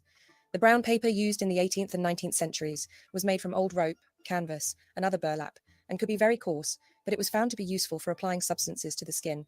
Cider vinegar, meanwhile, has been used in medicine for hundreds of years. For bruises, one method was to take 6 or 7 sheets of brown paper and dip them in a pot of vinegar. The vinegar was heated and allowed to simmer, making sure that the paper did not break. The paper was then carefully layered over the affected area and secured in place with a cloth or rag. The process was quite slow and tiresome, but it was very effective, as it helped reduce bruises quickly. According to Chambers' Encyclopedia of 1868, the heat and pain commonly experienced in sprains are relieved by the local application of brown paper soaked in diluted vinegar and changed when the sensation of heat returns. But believe it or not, these were not its only uses, as it was sometimes used for nosebleeds, and in a letter to the cottager's monthly visitor in 1849, it was suggested that it helped with toothache, giving the instructions of soak a piece of the thickest piece of brown paper you can get in cold vinegar, apply it to your face before going to bed, and tie a handkerchief over it. Many historians propose that the I always wondered where that came from, having like the piece of cloth tied under your jaw and like on top of your head, like Yeah, because like in that was Christmas always Carol. displayed in cartoons, wasn't it? Like the Yeah, little strip of cloth, like wrapped around their head, like that. yeah. hmm I always thought it was for toothaches, and after I people thought that. died, I they thought it would was like tie you it. put cloves like for the tooth or something like in that. Yeah. Yeah, Yeah, that's what I understood. Either a toothache or to tie the jaw and keep it closed after death while rigor mortis set in, so like the mouth wasn't hanging open. Just yeah. just Well, dead people I things. think they always stitched like even back in the day, right? They always did like inner stitches, like. Hmm. Yeah.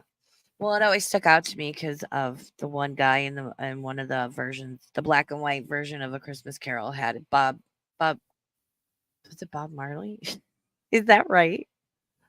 His Jacob Jacob Marley. I'm like Bob Bob Marley. Marley, fucking reggae, you fucking Bob Marley. Yeah, man. You gotta change your priorities, Brilliant. That's man. funny Oh as my god. That's why I'm like, that doesn't sound right. No, Jacob Marley. I know Fucking who Bob you Marley. meant. I'm just out here rewriting shit. Don't mind me. The origins of this tale can be traced back to a 13th century Icelandic story.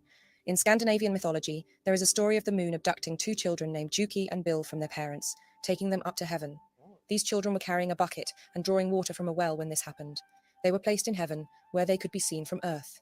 This is believed to refer to the spots on the moon, which was interpreted as 2 children carrying a pail of water between them. As the story was retold in different languages over time, it's conceivable that Juki might have eventually transformed into Jack, and Bill could have become Jill. The fall of Jack and the subsequent fall of Jill in the rhyme might simply represent the disappearance of one moonspot after another as the moon wanes. Another theory suggests that beneath the Nursery Rhymes' innocent facade lies the blood-soaked history of the French Revolution. Fucking hell, this According one's to this got a lot of interpretation, different the theories, rhyme this embodies one. I Has know. it I'm not? like, Like we're on jeez. like theory number 6 already or something Yeah, with like this 5 or one. 6. Oh my god. Now we're up to fucking Marie Antoinette. God damn it. We Okay, thought we girl. had quite a few with the Mary, Mary, quite contrary one. There was like 3 different Yeah. variations on it, you know? So, Wow. yeah. This is great. Wow. I never knew all that. Damn. 2 figures who left an ineradicable mark on the course of history. Jack, symbolizing the ill-fated King Louis XVI, and Jill, a haunting metaphor for the notorious Queen Marie Antoinette. Marie Antoinette is widely known for the quote, "Let them eat cake," which she supposedly spoke in reference to the starving peasants. At that time, the impoverished peasants couldn't even afford bread, Actually, I'm going and to have to cakes were a correct luxury. that. So it was She never lost in said that. translation. So in French, she actually said, "Let them eat brioche," which is a sweetened version of bread, and it was a miscommunication. So when it was said to her that the peasants have no bread to eat, she was like, "Well, simply let them have brioche." Then, like, she didn't understand that it was poverty in that sense, and she was like, have an alternative. But yeah, no, it wasn't like so that's been lost in translation over the years, that it was let them eat cake when it was actually the sweetened bread. It was brioche. Yeah. Oh, well, You Just to can let say, you know. let Raven eat pot There's a roast, little because bit of trivia for you. I bring little nuggets with me. I just got handed a bowl of pot roast. Oh, you're so lucky. I know, Mom brought me pot roast. Oh, I you're put it so in the lucky. crock Yeah, pot but you was this doing the morning. prep for all that last night, so you Oh my deserve it. god. Oh my god. I need to And start you eating know more. I have chocolate pretzels, Ooh. so I'm Yeah, good. what's everyone Let's snacking on? snack time. Put your snack in the chat. Don't mind me. Ooh, she's hot. That's I right. got I'm bread gonna and eat my butter things as too. well now, Ooh, so is you there don't feel mustard alone. on this? Yeah, there's mustard. Is that mustard? Is that?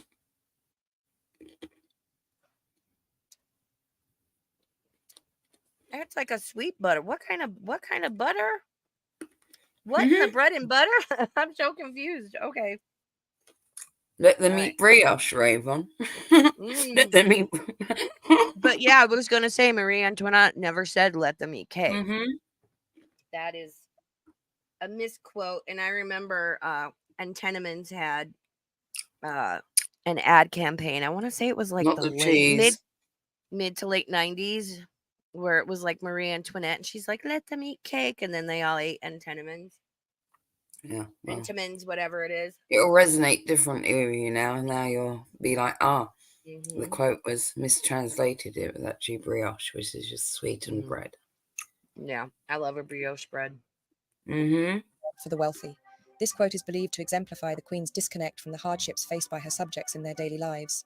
Yet there exists no concrete historical evidence to support the notion that she ever uttered such words. In fact, contemporary historians have arrived at a consensus that she likely never did. Nevertheless, this enduring perception contributed significantly to her widespread unpopularity during her time.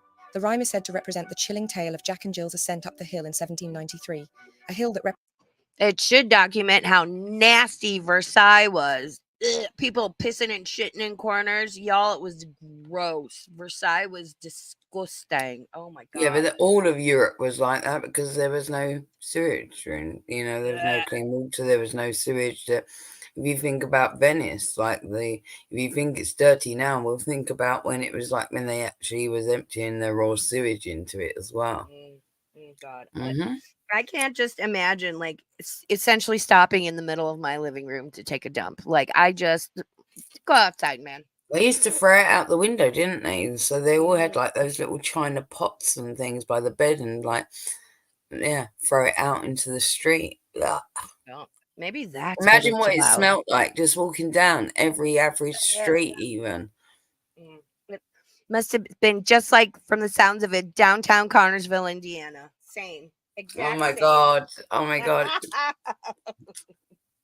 Or the basement it's gonna smell like now.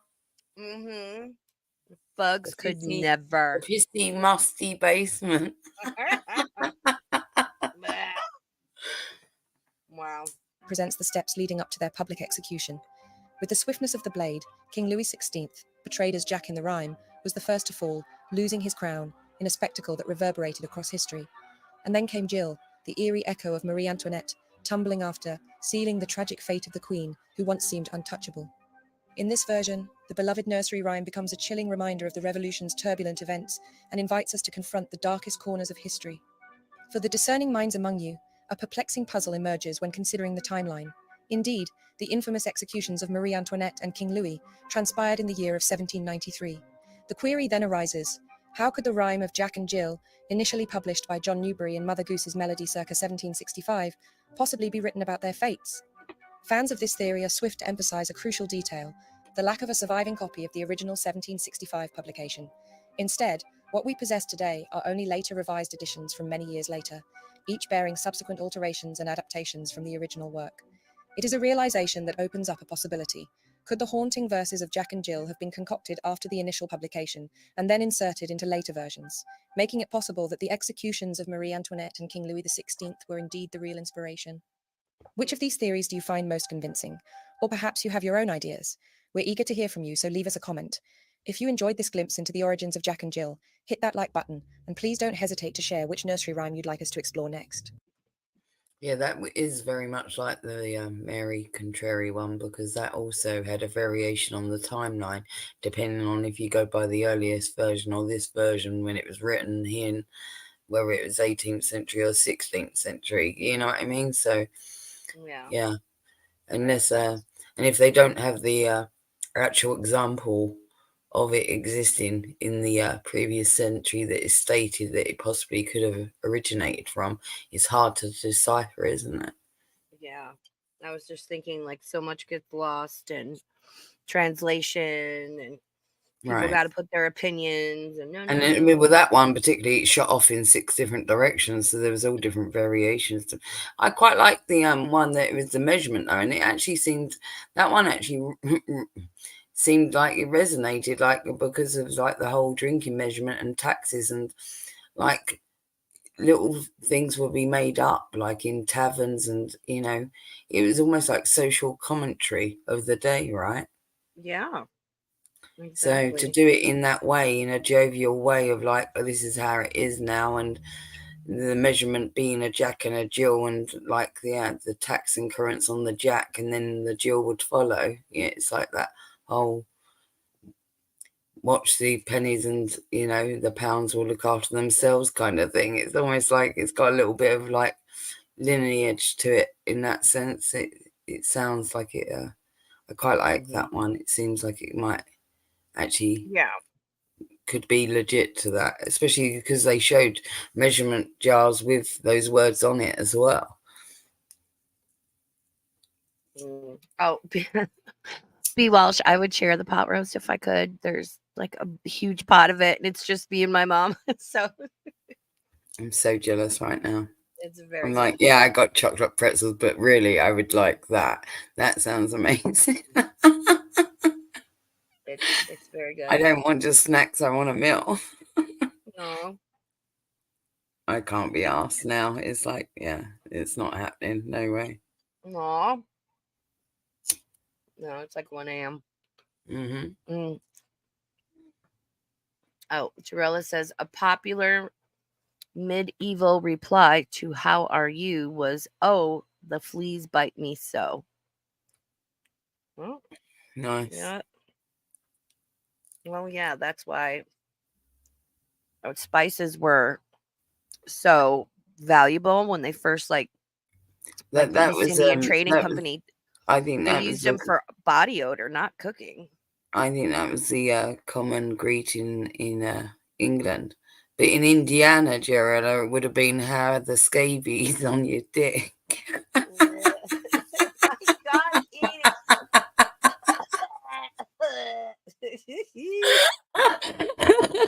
Indiana and Ohio. Let's not forget about good old Cyrax. The top of his That's head pisses me how off. are the bed bug scabs on your head? Ugh. Ooh, there you go. Jessica MG says, "Come on over, Death. I'll make your plate with the dogs. Rice, green beans, turkey, pumpkin, Greek yogurt, and blueberries." Damn, your dogs eat better than I do. Oh my God, that sounds good, doesn't it? Yeah, my dogs get people food too because Winston refuses to eat I'm people really food. fussy, so I would have to leave the 3 last items, but I'd go with the first 3. I'd eat the rice, the green beans, and the turkey, in other words. Maybe I would eat the blueberries separately as like dessert, but yeah. Yeah, I'll take the pumpkin. I'm not a big fan of pumpkin and Greek yogurt. That's- I'm not a big fan of yogurt in general, just the texture. I love the way you guys say yogurt. Yogurt, as it's meant Yogurt. to be said, you mean? Yeah. Yogurt. Yogurt. The yogurt. Oh my God, the dueling accents. It's great. All right, so the last one we have is one that hasn't been touched on yet, and it's one of my favorite ones. Hey diddle diddle, the cat and the fiddle, the cow jumped over the moon. And there's supposed to be some sort of hidden code in it. Yeah, So who doesn't like a bit of cat diddling? Come on. The dog diddling. Shout out Lynn the Cinnabon, man. Yeah. So twisted. It's good. Thank you. Oh, Winston, no, go. Well, oh, Winston's in here. Mommy got gravy. Go with Grandma. She'll give you some more pot roast. Go on, babies. Go on. She has to open the door to ask me if it was okay. And Winston's like, Mama. Huh? Pot roast. She'll put like a couple of drops of the pot roast gravy on their food. They get little treats, not often and not a lot, but the dog's got to live life too. All right. Yeah, So, it's probably good for the dog, Jessica. I agree. But I'm just saying I don't like the texture. yeah, my dogs will get Greek yogurt too, or Roxy likes a small curd cottage cheese because she's small, she's older, and like half of her teeth are gone. So, but like Jasper doesn't do so well with dairy. They all love cheese. Listen, it's the power of cheese. My cat likes cheese. I have to cut him up little cubes of cheddar. Your cat has a more Yeah. sophisticated palate than I do. All right. He does. He likes really strong cheddar in little cubes. Oh, I love strong cheddar. That's my favorite. Like an extra sharp cheddar. Oh, so And he good. does this thing with his tongue, so with strong cheddar, like it's got those like real little zingy crystals in it and things. And if you give him I get quite strong cheese, and I give him these little cubes, and after about 2 of them, he starts doing this thing with his tongue, rubbing it on his palate, just going bleh, bleh, bleh, bleh. He looks funny as fuck. Yeah, he's cute. Aww. All right, this one is from the same channel. It's the last one. It's called Hey Diddle Diddle's Hidden Code, Nursery Rhyme Mysteries Revealed. And this is the longest one. So everybody, we've all got our snacks. We're good. All right, let's go. The shadowy realm of nursery rhymes, where whimsy meets wonder. Hey Diddle Diddle, the Cat and the Fiddle, shrouds itself in an aura of mystic allure. This age-old verse, which on the surface appears to be a mere flight of fancy, conceals a myriad of hidden meanings and veiled origins. Behind the facade of a playful cat's frolic and the haunting notes of the violin, there exists a tantalizing mosaic of mysteries and concealed secrets. Brace yourselves, for within the cryptic folds of Hey Diddle Diddle, a tantalizing riddle beckons those daring enough to decipher its elusive symbolism. Welcome back, Darklings, to the Resurrectionists, where we breathe life into history, delve into ghostly realms, and explore everything that goes bump in the night. If you haven't joined our weird and wonderful family yet, hit that subscribe button and ring the notification bell, because trust us, you won't want to miss a single spine-chilling update. Hey Diddle Diddle, the cat and the fiddle, the cow jumped over the moon, the little dog laughed to see such sport, and the dish ran away with the spoon. This strange nursery rhyme's origins is thought to trace back to at least the 16th century, and there are even references hinting at its existence in some form for over 1,000 years. In early medieval illuminated manuscripts, for example, the imagery of a cat playing a fiddle is very popular. The third line of the rhyme is where the British expression over the moon originated, meaning joyful elation, which only adds to the intrigue. Yet the precise beginnings of this rhyme continues to elude us, shrouded in a veil of captivating theories. On the surface, it seems like nonsense, a mere playful rhyme with no apparent meaning. But what if, lurking beneath its whimsical facade, lies a hidden code? One tantalizing theory dares to suggest that it is far from nonsense. Instead, it conceals a secret map. Picture this, a humble farmer ploughing his fields, the weight of a bountiful harvest resting on his shoulders. For him, timing is everything. Planting the seeds too soon or too late can spell doom for the year's crops.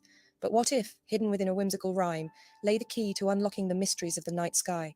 Oh, Enter the weird. theory, one that weaves I together so didn't think it was going to go down this direction, did you? Like it was going to be. No, This one's really cool. like some farmer's almanac stuff. Okay. Yeah, like how they used to use nautical guides to the stars, but I guess farmers used to use that sort of shit as well, and seasonally, Yeah, try and predict how the weather was going to be for the upcoming year and crops. I love a farmer's almanac. celestial wonders. It suggests that this peculiar rhyme is, in fact, a star chart. Each line corresponds to a constellation, like pieces of a celestial puzzle. The cat becomes Leo, the fiddle transforms into Lyra, the cow takes on the form of Taurus, the little dog is none other than Canis Minor, Apollo's bowl becomes the dish, and the spoon is the Big Dipper. But how does this rhyme aid our farmer in his quest for the Oh my God, who knew the astrology of it? Yes. Yes, Queen. Yes, Slay. Perfect Yeah, planting this time. one's cool. It's simple. Once a year, when all these celestial characters gather near the moon in the night sky, it's the telltale sign that the time has arrived to sow the seeds in the field. In an era where literacy was a luxury and books bestowed upon only a fortunate few, the precious treasury of skills, wisdom, and calendar dates all had to be memorized. Within this enchanting rhyme, we glimpse a potential masterpiece of memorization, reminiscent of the songs schoolchildren today commit to memory to remember important information, such as their ABCs or times tables. Hey Diddle Diddle, with its catchy rhythm and playful verses, could have been the perfect vessel for planting knowledge of the night sky deep within the mind of the farmers that needed it. This theory, while captivating, is far from proven. Yeah, because again, a lot of people didn't know how to read. Everything was like word of mouth, Mhm. or you had to like know little signs and that were passed down, Yeah, it's like orally or like in the shared. phrase like red sky at night, shepherd's delight, right? So like Hmm. to say that like if it's a warm like if the sunset goes down like that, you know you're guaranteed a better day weather-wise the next day. There was all little things like that, little phrases and Yeah. yeah, this is how a lot of information was exchanged, whether it was through folklore, word of mouth, limericks, songs, rhymes. Yeah, but it makes sense that not just historical things or social commentary, but also informative like this is, right? Yeah. Yeah. Because whether or not those crops grew could Hmm. mean life or death and making it through the winter for your family and even your community. Can it just pop on down to the Walmart? That's it. No, everybody grew food back then, if you think about it. Yeah. Everybody had a homestead, it was the Hmm. thing. Yeah. So you had to, make sure you knew your shit and hope the best for the weather and growing conditions. And yeah, like it was life or death, man. Yeah, all these things had a difference upon the crop and the seasons and how it would all turn out as well. And Hmm. there are certain things that you can tell by the way that the sky and everything's rolling, right? It's like, yeah. Yeah. Proven. It is a recent hypothesis into the rhyme's origins and demands further investigation to unravel its accuracy. But it is a fascinating idea, a testament to human Oh, I know it ingenuity to be and the shepherd's enduring magic delight, of not stories intertwined sailors. with the stars. Yeah, I When know it delving as into the intriguing sailors. origins of nursery rhymes, a natural path of inquiry leads us to historical scandals and pivotal events, and we may find a clue in the word diddle, which is a curious choice of lyric. One meaning is to cheat or swindle someone so as to deprive them of something rightfully theirs. It is this sinister word that leads some to ponder whether the origins of this rhyme might be entwined with the tragic tale of a betrayed queen, a sovereign whose world crumbled in a devastating whirlwind of heartbreak and shame. Hmm. Within a dimly illuminated chamber, on a cold winter morning in the year 1518, an air of anxious anticipation enveloped Catherine of Aragon. She had reached the 8th month of her pregnancy, and so had embarked upon her lying in, a period of quiet withdrawal from the court, a retreat from the world itself. Behind the closed doors That of the would be chamber, Mary's mum that we just Hmm. covered, like in Mary, Mary, quite contrary. That would have been Yep. that was her mum, yeah. Yep. Catherine of Aragon Hmm. and Jane Seymour are my favorite Henry VIII Yeah, queens. Jane Seymour was Edward's mother, yeah. Yeah. I think Jane Seymour might have been the only one he truly loved, but I Well, digress. no, no, I don't think it was. I think he actually loved Anne Boleyn because he was the one. She was the one that he overturned like the whole church and burnt down the nation for. If you True. think about it, um, True. and it was unfortunate that she couldn't bore him a son, and he had Elizabeth with Hmm. her, and she's the only one that really like had time on the throne. Hmm. So yeah. The golden age. Yeah. She's fascinating as well. men dared not tread, for her private rooms were a sanctuary forbidden to them. In the hushed stillness, only women quietly ventured, serving her every need. Tapestries cloaked the windows, shielding the chamber from the outside world, their threads intricately woven to conjure a profound darkness that cast the room into a timeless twilight. Only a solitary window remained ajar, allowing a mere whisper of fresh air and faint light, lest the mother's eyes be afflicted by the blaze beyond. Crucifixes and sacred relics adorned her chamber, offering solace and spiritual fortitude, striving to replicate the ambience of a womb's embrace, warm, dark, and serene. But the cruel hand of fate moved swiftly. No sooner had she retreated to her concealed chamber than the agonizing grip of contractions overcame her.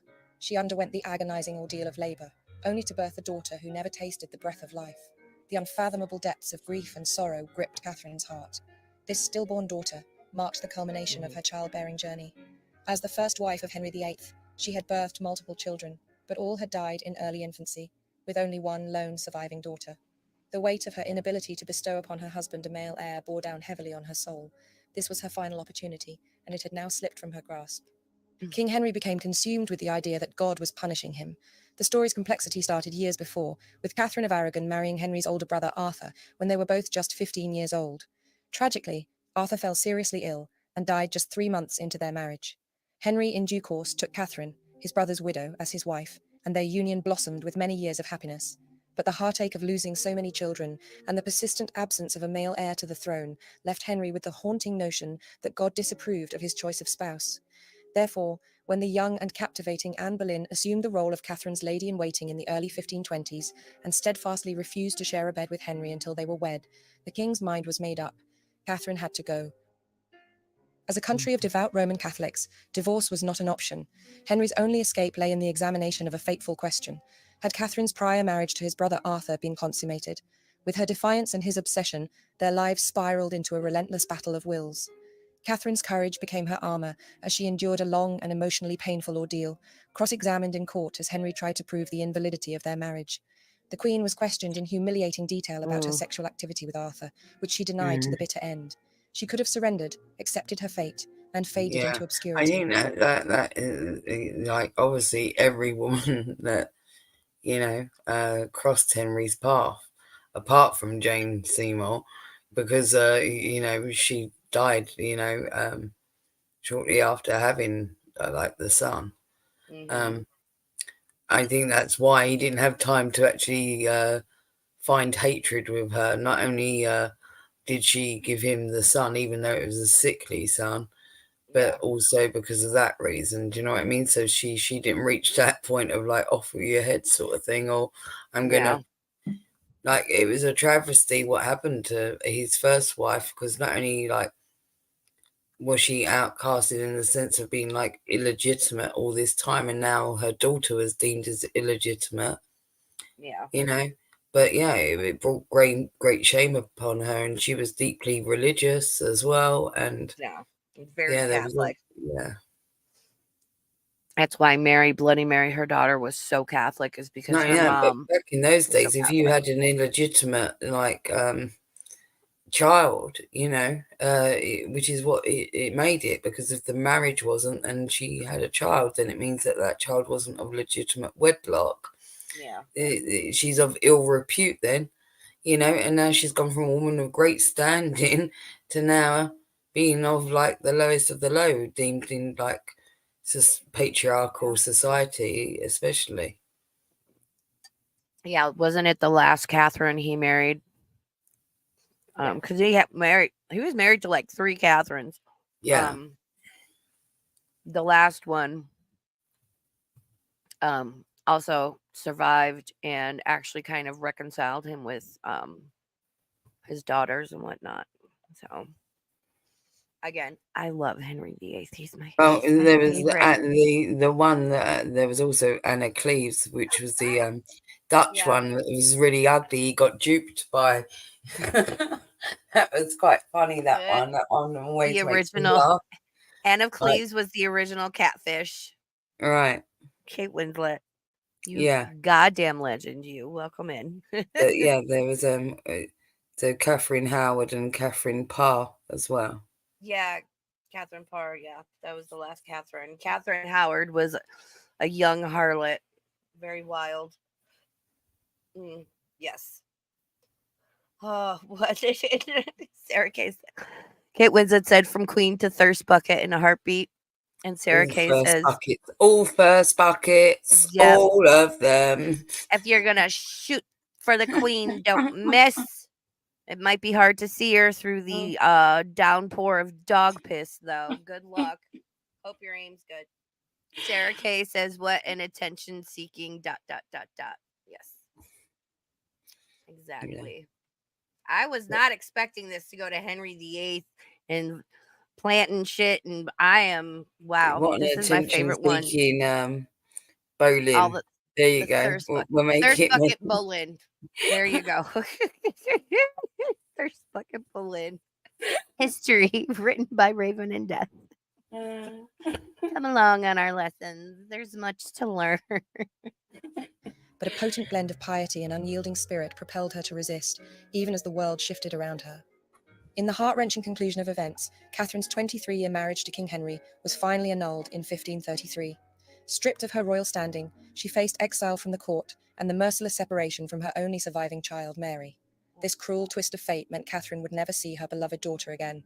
Catherine never ceased in referring to herself as the rightful true Queen of England and Henry's lawful wife by divine right. Until her death, she signed her name, Catherine the Queen, and in her last letter to Henry, she addressed him as, "My most dear lord, king and husband," ending with the line, "Mine eyes desire you above all things." It was this unwavering loyalty that garnered her the nickname Catherine la Fidèle, which translates to Catherine the Faithful. Yet, it doesn't require much imagination to draw a subtle link between this name and the cat and the fiddle. Furthermore, Catherine found herself cruelly diddled out of her rightful title and position. In the cryptic verses, the dish absconding with the spoon might symbolize Anne Boleyn's audacious run for power, a symbolic theft of the king and throne itself. As for the other animals in the rhyme, they could potentially serve as veiled references to the myriad of forgotten characters who once populated the tumultuous court of Henry VIII, their stories now fading into the mists of history. As the first wife of Henry VIII, Catherine held a special place in the hearts of devoted Catholics who saw her as the true Queen of England. She was deeply loved by her people for her unwavering faith and dedication. Interestingly, in the years that followed her annulment, many taverns with the name The Cat and Plus, Fiddle popped up. also, Some suggest that plus also she was staunchly Catholic, and had a strong allegiance to, I think it was the Spanish royal family. Like her brother was this Spanish king, I believe. And this was a deeply Catholic country, and people were tied to their faith, and they didn't want to be made into be Church of England, this newfangled. It's like someone like, imagine if you are a religious person, whatever your faith is at this moment in time, and then somebody knocking on the door and being like, "Oh, Scientology," and you're like, "No, fuck off." So that's the equivalent of it. So that's another reason why she was beloved by the people as well, because of that, everything that she represented. Well, and Catherine of Aragon, her parents were Isabel and Ferdinand, the king and queen of Spain. She was raised by a couple of badasses. She was taught like how to run a country. And when that's Henry why would she go was off also to war, that's also why it was harder to shake her, because she held her own royal titles, right? The fact is that her brother was king of Spain. The fact that she wasn't just an Anne Boleyn, if you know what I mean. It meant that she had high respect and regard in all areas over Europe as well. Yeah. I love when Death says Anne Boleyn very fast. It sounds like she's saying Amberlyn, and I picture Amberlyn with King Henry VIII being like, eggs. "Oh my God, situation type deal moment." Sorry. I've been on YouTube too long. These taverns might have been a coded show of support for Catherine. Her eggs and her legs. Yeah, well, her eggs. She couldn't have boy eggs. Right. See, I'm not the only one that hears it. Kate Winslet says no. Becky is the one with the royal I forgot blood. that, Kate. Fuck me. I actually forgot that. You're right. Yeah. Who was she related to? One of the kings. No. Yeah. George Washington is like my 13th cousin, or like 8th cousin, 13 times removed. I don't give a fuck. Unless there's money in it for me, I don't care. It was probably the one that we covered, the one with the hump. King Richard III. Yeah, Richard III, wasn't it? Yeah. The Humpty Dance, here's your chance to do the hump. Catherine and her religion. However, it's important to note that this connection is based on indirect evidence and cannot conclusively prove that the taverns nor nursery rhyme, Hey Diddle Diddle, was created as a tribute to Catherine. However, one theory worthy of consideration is connected to those cat and fiddle public houses. Yeah, we go in back the past, to these establishments often hosted a traditional pub game named Tip Cat, involving a short limericks and things of this nature.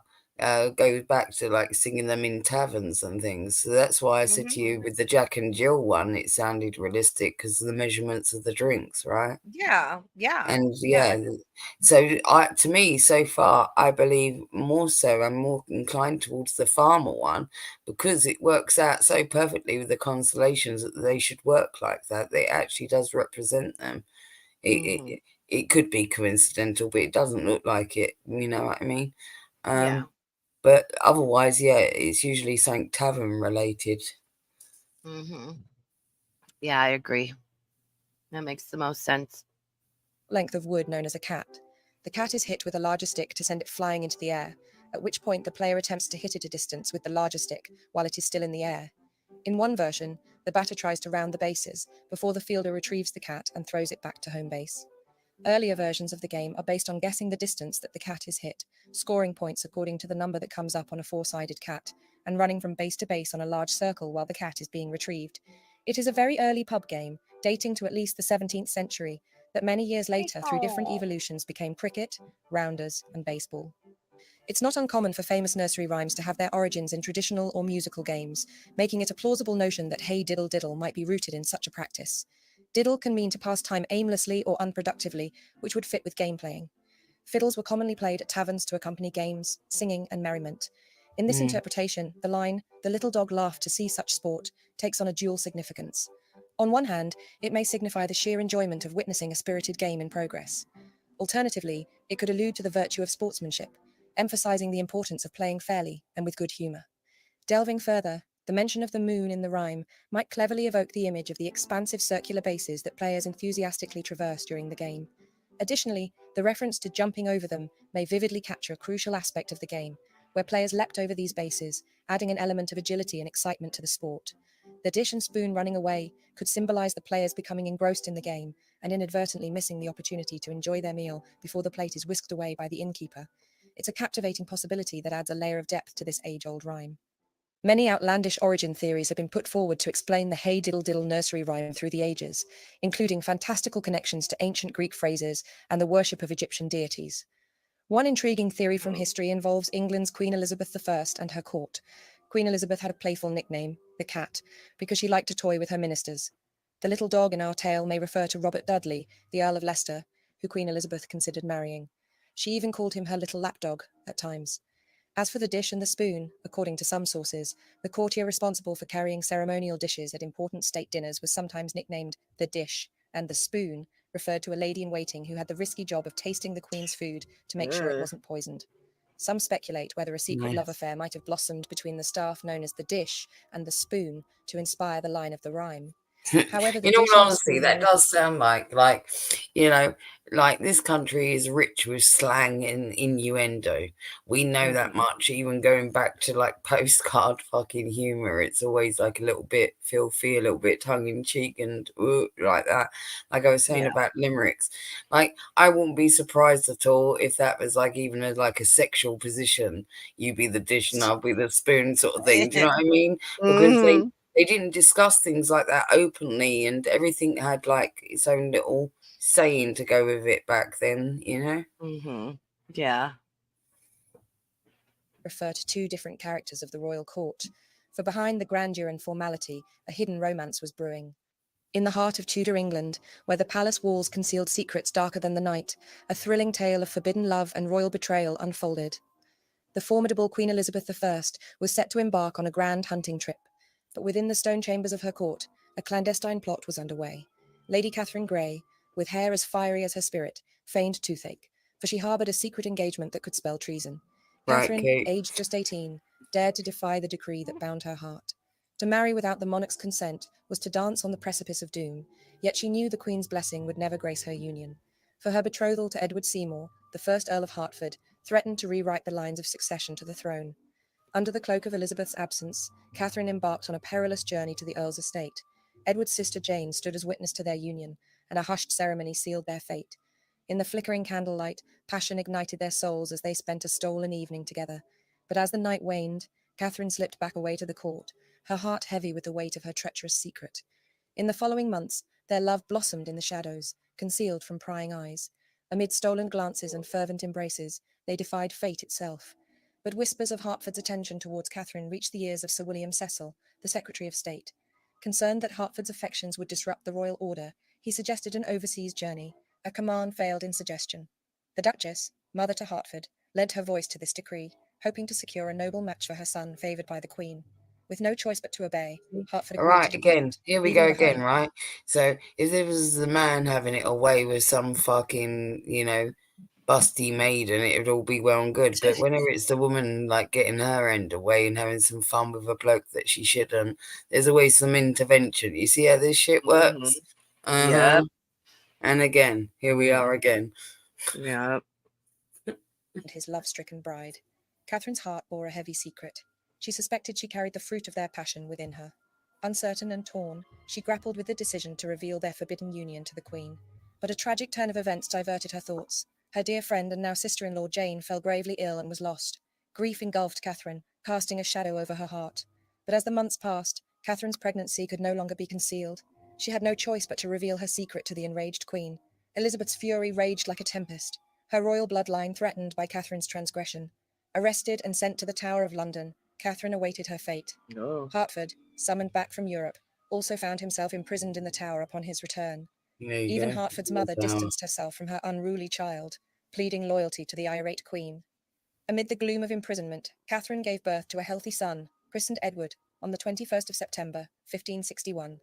Although the Queen's stern command demanded their separation, even the unyielding fortress of the Tower of London couldn't extinguish the flames of love that burned within Catherine and Hertford's hearts.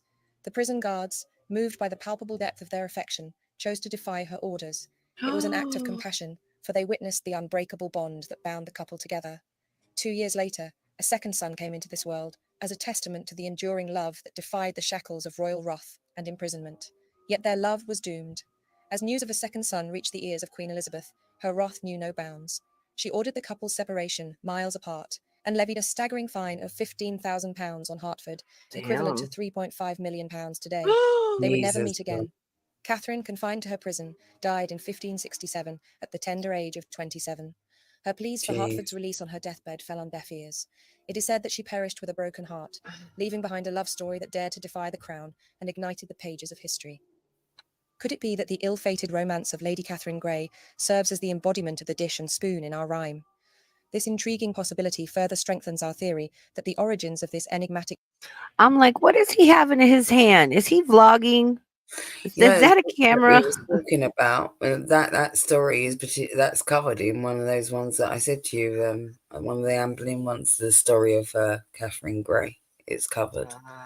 Yeah. Interesting. verse may indeed be intertwined with the court of Queen Elizabeth I.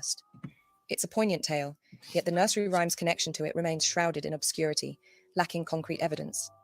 If we are to look for hard evidence beyond the familiar printed rendition we recognise today, a rare historical reference in a play by Thomas Preston dated back to 1569 may hold a clue.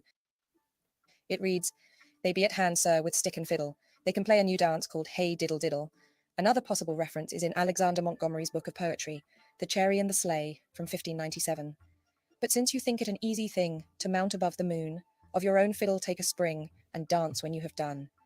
Both of these early printed versions undeniably suggest a dance, which possibly served as the genesis of the nursery rhyme. It's conceivable that the remaining lines of the modern rhyme we There's recognise lyrics. today I'm wanting evolved to to read harmonise those. with the music. You want me to go back? Yeah. So the lyrics, I wanted to read them. It went through them too quick, like it moved on. I was like trying to read them. Yeah, those ones. Okay. If you want to read them out, good luck. I'm not trying. I don't know, because some of it's like the oldie English, isn't it? It's like kind of like fathom your way through it. Ye old English, it's in your blood. Come on. Yeah, people. It's the lettering that I have trouble with as well. Boy, Bibble, King. My pen, what? I don't even know what that word is. I will not violate, but one thing where my Bart makes glad. Free name to speculate. Oh, so that would be like, so the Bart, like okay. So like a court jester almost, but like a wordsmith.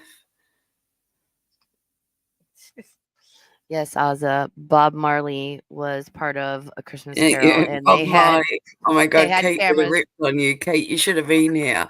She was trying to remember. The name of the guy And in A Charles Christmas Carol. Dickens, like I'm the like, is it Christmas Bob Carol. Marley? And she was And like, Jess is Bob like, Marley, is that it's right? And I was like, Dick no. Marley. It was good. And That fun fact, 90s. I'm not a stoner. I'm allergic to pot. I can't. I am allergic. Yeah. Kate says diddle diddle, violate, adios mios. There's a lot to do with a lion in here. The lion's mentioned a few times as well. I don't know. I guess it could be transferred into a cat, like if this was the original version of, you know what I mean? Yeah. And it kind of makes sense because also if you think about on the crown, like part of the emblem is having a lion, right? Mm-hmm. Which is also like, so it could pertain to the monarchy in that sense, like the cat upon the, because there's like here in this little phrasing, there's lion mentioned 3 times. So I'm just wondering if there was a transference from lion to cat. Could have been. But that kind of reminds me, like when it says about when they first read it, and we can band together and nickel and the dibble, and we can play a new, what is that? New bounce called Hey Bibble Bibble. And then when they read it out, it was like, it reminds me of that song. Remember that? You can dance if you want to. I love that song, Men Without Hats. Yes, I love that song. I love that video. You Oh can my God. dance if you want to. Yeah. So when she read it out, like if you play it, like when she said it, the first bit, I was like, in my head, it went medieval style of that song. Oh my God. All right, we're gonna. Yeah, I'm so wrong. Don't worry. And then these, the Ignore me. cherry. As you have dighted your decree, your prophecy. I think I've to just be confused complete. everybody so much more with this shit. Like I brought in factors that didn't even pertain to this talk, nor me. Oh my God. All right. Oh my God. And more lyrics. I've smoked a lot. Yeah. That is a little, just A little bit toasty, Yep. a little bit too much. She's like a chocolate chip cookie right now. She may be baked. I had chocolate pretzels, coffee and weed. It's a good combination. Accompanied this dance. However, it's essential to tread cautiously, as the resemblance between these texts and the rhyme could be purely coincidental, raising doubts about their true connection. No. One last theory is that the rhyme might have served as a simple inventory of essentials within a poor household: a cat to catch vermin, a dog for protection, a cow for milk, a dish and spoon for food, and a fiddle for musical entertainment. While each one of these origin theories holds merit, the enduring mystery surrounding this rhyme persists. Many sources conclude that it is just a playful, nonsensical wordplay with no deeper meaning. The answer remains elusive, leaving room for interpretation and speculation. But what do you think? Leave us a comment and share your thoughts. Thank you for all your comments, encouragement, and what imaginative. I'm perturbed about? It didn't cover much of the little dog laugh. And in that rhyme, I was always a bit like, yeah, sure, with the cat with its fiddle, right? And the cows jumping over the moon. You got crockery running away with each other and shit. But the little dog laughing, I'm like, what's that about? Right? And it didn't even cover that shit. So why? Yeah. Exactly. The So we dog's went- finding great mockery in this shit. Like, clearly, he'd also been smoking. I mean, I know my dog The only laugh at answer. me. Like, if they're not going to give us the answers, I'm going to fill in the blanks. I'm just saying. And make our own videos. Be like, what do we think it is? Do some research, edit something together.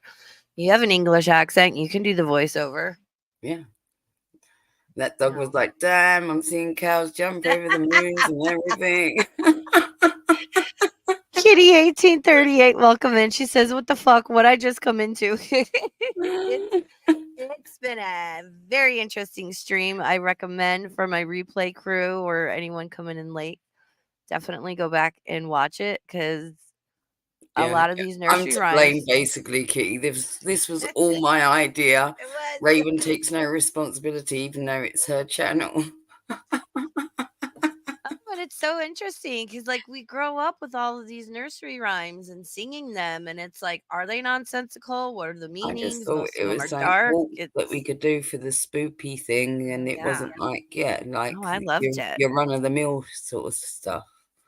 Yeah, because like ghosts and black-eyed kids and vampires and Right, all there's that going to be stuff loads of is. that, and there Oh yeah, will this be is loads of great. that because we also plan on doing a paranormal stream at some point. We Oh talked yeah, about it, we're but gonna watch yeah, but it's paranormal also videos good and debunk to them. cover like dark parts of history and other little warped things, right? It's just interesting. Yeah, and I will definitely in the future do a stream on like the dark side of Lewis Carroll or something because wow, that's Yeah, a that would be lot. interesting.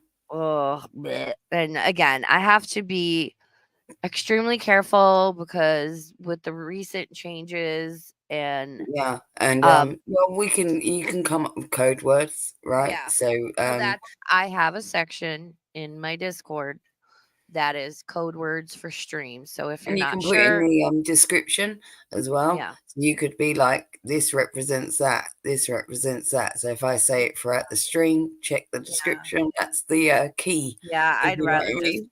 Yeah. I'd rather just keep it in the Discord. So if you're not in my Discord, let me know and I think most everyone here is though.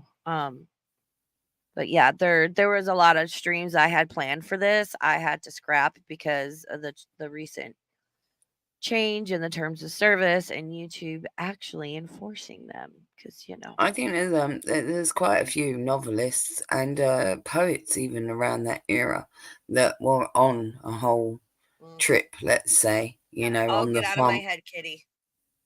Get out of my head. H.P. Lovecraft, Edgar Allan Poe. Yes. Yes. Well, I loved this. I thought it was very interesting. Yes. Raven's going to rewrite UK history. Bob Marley. Yeah, Bob Marley. That was funny.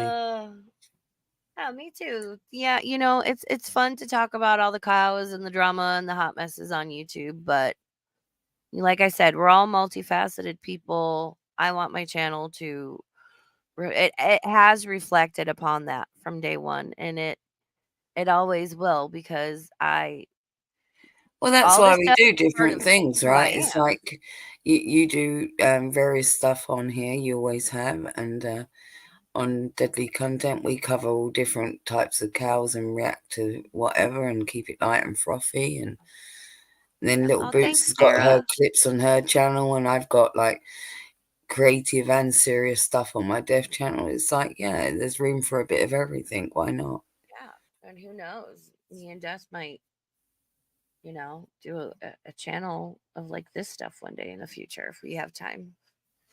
You never know. You Because never I know. like talking about this stuff, and I like when we talk about like England because like I feel like I have an inside view into it with you up here. Because Yeah. I don't know, I'm a dumb American man. Well, fortunately, because I was quite into that stuff as I was young, like me and you discussed this, right? So, like, I fed my own curiosity with that when I was younger, and I dived into the world of, all the kings and queens of England because I found it so fascinating myself. And a lot in our school system, we wasn't covering that sort of history. We was covering all kinds of things from Roman empires to the Spanish Armada and all, but not so much with the kings and queens of England. And I was like, I want to learn about my own history, and I know in America you get American history and you get like world history, right? But here you just get history, and whatever is on the curriculum that year is what you cover. So I felt like there was loads of holes in my knowledge when it came to my own history. So yeah, when I was young, I flung myself down that rabbit hole, I guess, and I guess I stored that knowledge still to this day, a lot of it. Well, thanks everybody for showing up. This was a good time. I really enjoyed this topic. And of course, I always enjoy streaming with Death. So, Oh, it was a fun time. It's a pleasure, darling. It was Yeah. fun hanging out with everyone in the chat too. It It was a nice little Sunday chill Yeah. stream, right? That You had was some very jokes. interesting. Ooh, new update on the StreamYards. Video backgrounds are now supported in the studio. Hey, we'll have to check Woot that out. woot! Oh, look at us! Whoop. Like they're Ah, gonna good make it job. so you don't need to learn obs. Like we'll get like Yep. moving. I Yeah, know. way That's to what go. I'm hoping. Like StreamYards is up in their game. Yeah, don't wait for our skills to upgrade. Just wait for Yeah. the shit that we use already to upgrade.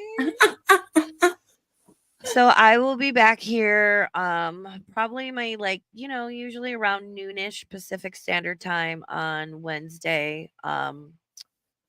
We'll see what's going on with Nags because it's Yeah. been a lot. All I'm gonna say is, well, how befitting in sense of Hump Day. Mhm. I Hump didn't Day realize is that, but next yeah. day. Yeah, Hump Day is next day on my channel.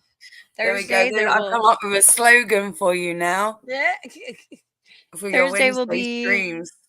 it'll be a members only stream. Friday is going to be spoopy, and next Sunday watch my Discord, my community tab post, and my Twitter.